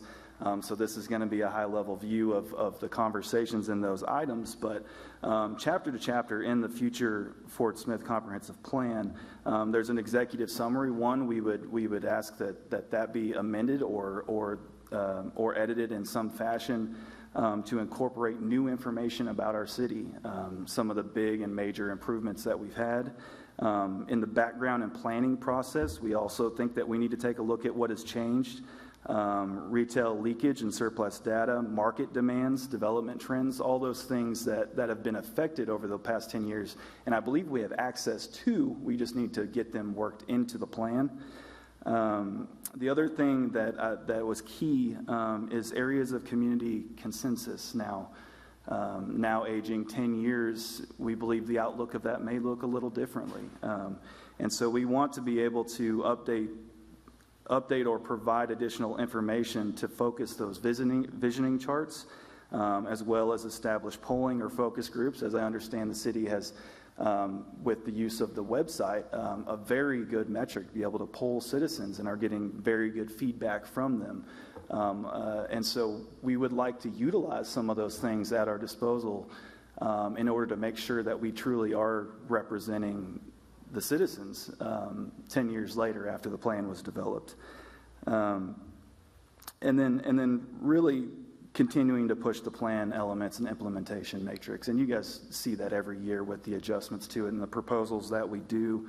But we really do want to make sure that items such as and entities such as foreign military, AIC, new schools and programs, new and existing community partners all get looped into this comprehensive plan where there's a lot that weren't there when we originally did it that need to be accounted for across our city. And they could also our city can benefit from some of the things that they're good at when we start to bring in community partners. So making sure that they're, one, aware of it is one thing, aware of our goals, and then how they might be able to help various departments achieve those goals. One of the other items that came up from last year is, in fact, the department reports. I believe they were submitted in just whatever format they came in and probably emailed on. We did this past year update a template to submit them by asking questions and telling them what we wanted to hear back. It wasn't that difficult, but you got to ask the questions to get the information that you need. And so that's something I think we can continue with department feedback as well as feedback from the board and the community. Make sure that we're asking the right questions to our departments to get the feedback that we want. You know, one of the things that I'll cover when we get into the top 10 is making sure that they're not only just submitting the reports as well as the needs and the asks, because that's very easy to say what you want and how much it costs, but also proposing solutions to some of those items as part of their reports, and making sure that we're holding both the city and the departments accountable for the spending and the money. And so that kind of concludes at least the ask from the board last year in terms of a quick summary of what the comprehensive plan edits that we see we would need, as well as those department templates. I'm open to any feedback on how that stuff is submitted to y'all, as well as submitted back to us. I think I reached out a while back and did receive a little bit of feedback, but I'd love to sit down with whoever and talk through that. One of the other things we do as you mentioned, the annual report, so the Future Fort Smith Committee top 10 list, and I've also have kind of 2 bullet points at the top, so I guess I cheated and gave a top 12 list.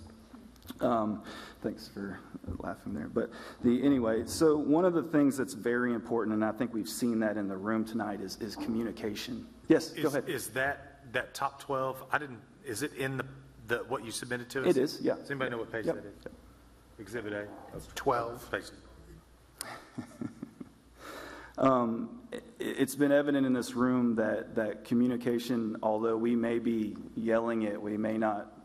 Oh, sorry, did you find it? Perfect. We may be thinking that we're repeating things and yelling them at the top of our lungs, but it's not. The information's not getting to where it needs to go. And so I bring up communication as a very key element that we need to pull through. The city has been way more successful than years past, and I attribute that to the website and the ability to put things out on social media and things, but there's access and limitations to that as well, and we have to consider what we're doing and why, and making sure the people that it affects, that they're being notified of that information, and sometimes that means going to them. The other thing is transparency, and I think that's come up a lot here as well. But we really need to make sure that we are being transparent in spending of city dollars and how they are used. They should be put towards things that have already been approved and voted on by citizens, like say implementation of the comprehensive plan or other type items that are community consensus items. Although, obviously there's things that come up. The consent decree was before me, so there's items that come up that obviously can begin to take precedent, but we need to explain and talk through all those reasonings, as well as get that information again back to communication, back to the citizens. So I'll jump in and just quickly go through these top 10, and then just open for any questions. The item number 1 was kind of a continuation from the previous year and the rollout of the new website, but we do want to make sure that we are improving and increasing interactive opportunities with the community. And that comes with simplifying and streamlining access of documents, and the interface between, say, opening a business and the city, making sure that these things are very easy to do, and that they're easily accessible, as well as being able to find anything that they need in terms of waste service requests, UDO, or complaint submissions. And then making sure, again, back to communication, how-to guides.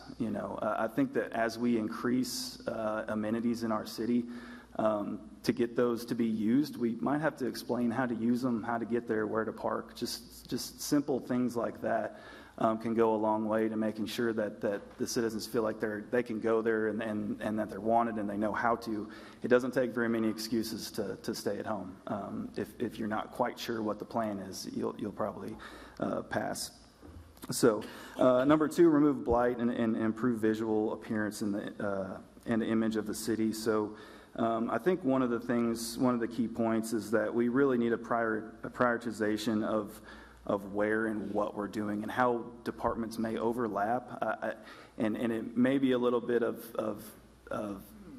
lack of knowledge on my part, but I feel like when you start to look internally, you might find ways that some of the things that we're doing can mesh together and gel together, and some dollars can overlap. And I may be breaking rules, I apologize, but I really think that by getting all the departments on the same page and communicating with one another, we might be able to save money by communicating and overlapping what we're doing. And then if we talk about really bringing outside people to visit our city, it's got to look nice, and they can't pop a tire driving down the street when they come here, because they won't come back. And so we really got to push street and safety, and I mean that for everyone, all mobility. I'm talking about safety in the car. I'm talking about safety on the street, on the sidewalk, at crossings. We can't expect visitors to come here if they don't feel safe.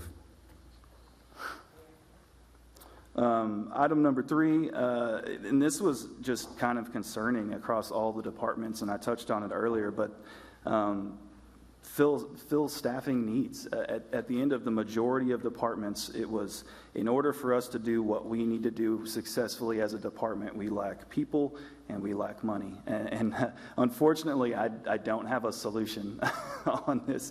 But I do get back to the point I talked about earlier, which is maybe start to look inwardly and propose solutions, or at least some ideas that go on that. But we will have to prioritize which ones do get money, as well as additional staffing. And one of the concerning parts is, obviously, as we look to expand parks and trails and things like that, we need to make sure that those are safe. And so that begins to identify potentially police as one. And I'm getting ahead of myself in terms of the next item on there, but it kind of goes, or some of the items further down, but it kind of goes hand in hand, is that we can't build all these new things if we can't maintain the ones that we've got. And so we have to have a plan in place to make sure that, one, we're taking care of what we've got before we start planning the future. And if there's all these needs, and although maybe they're just lined up as an ask, but if there's all these needs, we need to make sure that if they're real needs, we need to fill them, because otherwise we're not going to be able to maintain or protect our citizens as they go out to these new amenities. Another item is prioritization in terms of quality of life by means of mobility. I touched on this briefly, but I think this is identifying quality of life gaps across the city.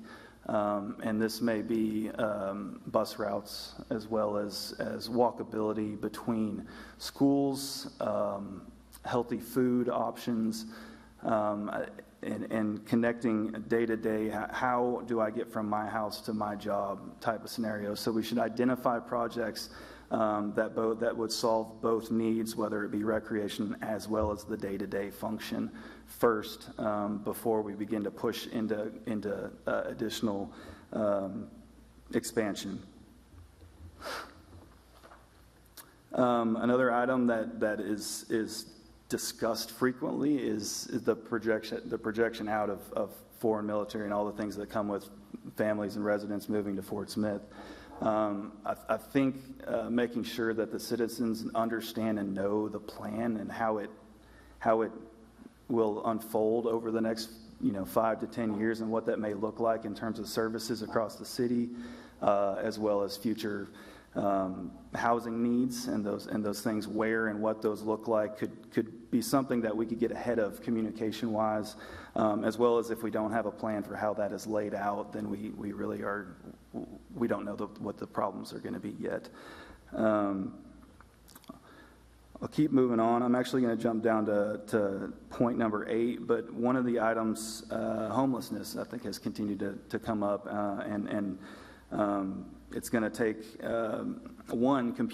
continued support of the programs in place, and then support as they begin to roll out new programs, like Next Step moving, out of downtown to their new location. We need to make sure that that is seamless, and that there's the funds that are need to go towards that are used towards it, as well as making sure that those services are offered and communicated with the citizens, as well as the business owners they may affect in the area. I touched on this already, but as the city expands, it creates its own problem in terms of covering the expanded services. One thing that I've already pointed out is police bicycles or special use vehicles. But in terms of if we're going to begin to look at growing our parks or expanding into Chaffee, response times have to be brought down, and we need coverage that may look like the form of another precinct, or something that can serve South or East Fort Smith, so that these are actually used. Again, if you don't feel safe, you're not going to go there. And so we need to make sure that those growing areas have the support they need and the planned, and that they're planned for in the future. And then finally, I touched on it at the beginning, but the comprehensive plan update pulled it in as its own point. I think it's important that we, as you see, that we have a plan in place. We've talked a lot about plans tonight. And one of the things that came up that actually didn't come out of a department report, because I think all of these ideas actually were pulled out of the department reports as you read them all. I know the document is quite long, but targeting a top citizen or a citizen's top 10 list each year may provide a point source for that feedback that may be lacking at this point. We get sporadic feedback that are at part of focused, I don't want to say agendas, but say they're in a setting that's moving a certain item forward. Having a more comprehensive top 10 type list really could give back a pulse of what the citizens want. We can use that as something that's weighed against the department needs as well as the city needs as a whole. Obviously, we can't do everything that will be on that list, but it's a place to start. And it's a place for them to voice their opinions and needs and wants. And then whenever we have, say, discretionary funds, we actually have citizen-backed data and polls that tell us, hey, this is what they want, and maybe we should spend those dollars there. And I will stop talking there, and would be happy to answer any questions. Okay, thank you very much. Any questions from the board? Director Rigo. I just want to say I appreciate the folks who work hard and do this effort. I think it's a worthwhile exercise and undertaking, and there's lots of overlaps with what you want and what I would say we desire. And so I'm just grateful to you all for putting in the time and sharing this with us, and appreciate it. Thank you. Thank you.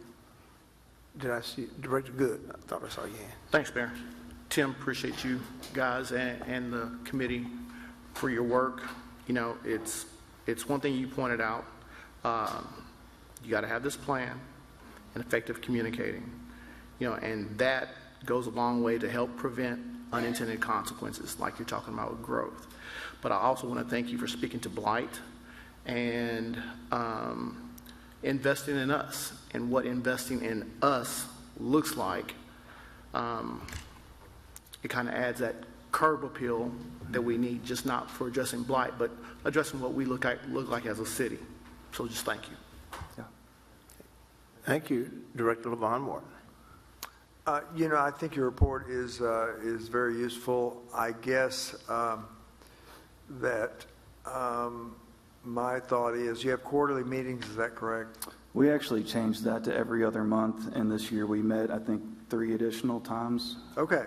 So, what I think would be helpful is that you slot in a little time at each meeting to invite a director, only one, each time, different directors, to come and maybe address some of the areas and get some conversation going about ideas on how to address these things from the people on the Future Fort Smith Committee. I think there could be some good ideas that would come out of that would maybe help the directors think of things we haven't thought of before. So I would encourage you to do that, and certainly I would be happy to come and spend whatever time you wanted to, really kind of any time you want. So, okay? I think that's a great idea, and we absolutely will. Okay. And I would be more than happy to attend, too, with an invitation. Any other comments from the board? About this? About anything? Motion to adjourn. Director Good. Thanks. Final comments for the night from me. Thank you guys that stayed and are listening.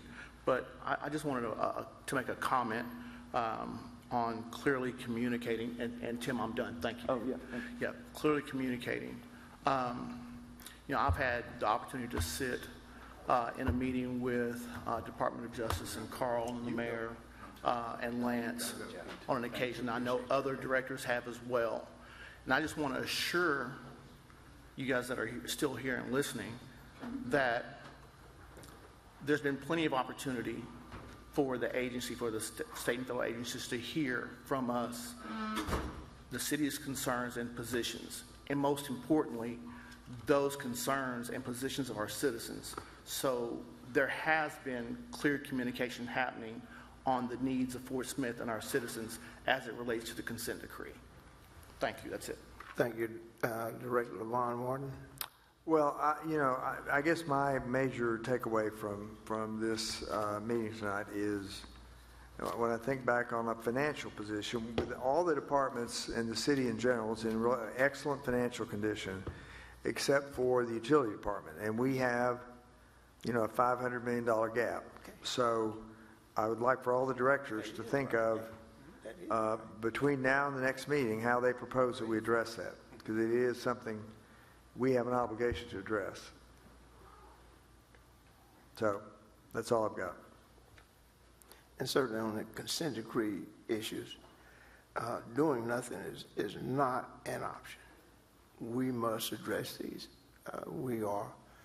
It's our fiduciary responsibility to make these decisions, regardless of how difficult they may appear sometimes.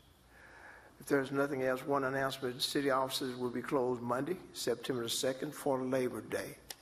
With that, you all have a great evening.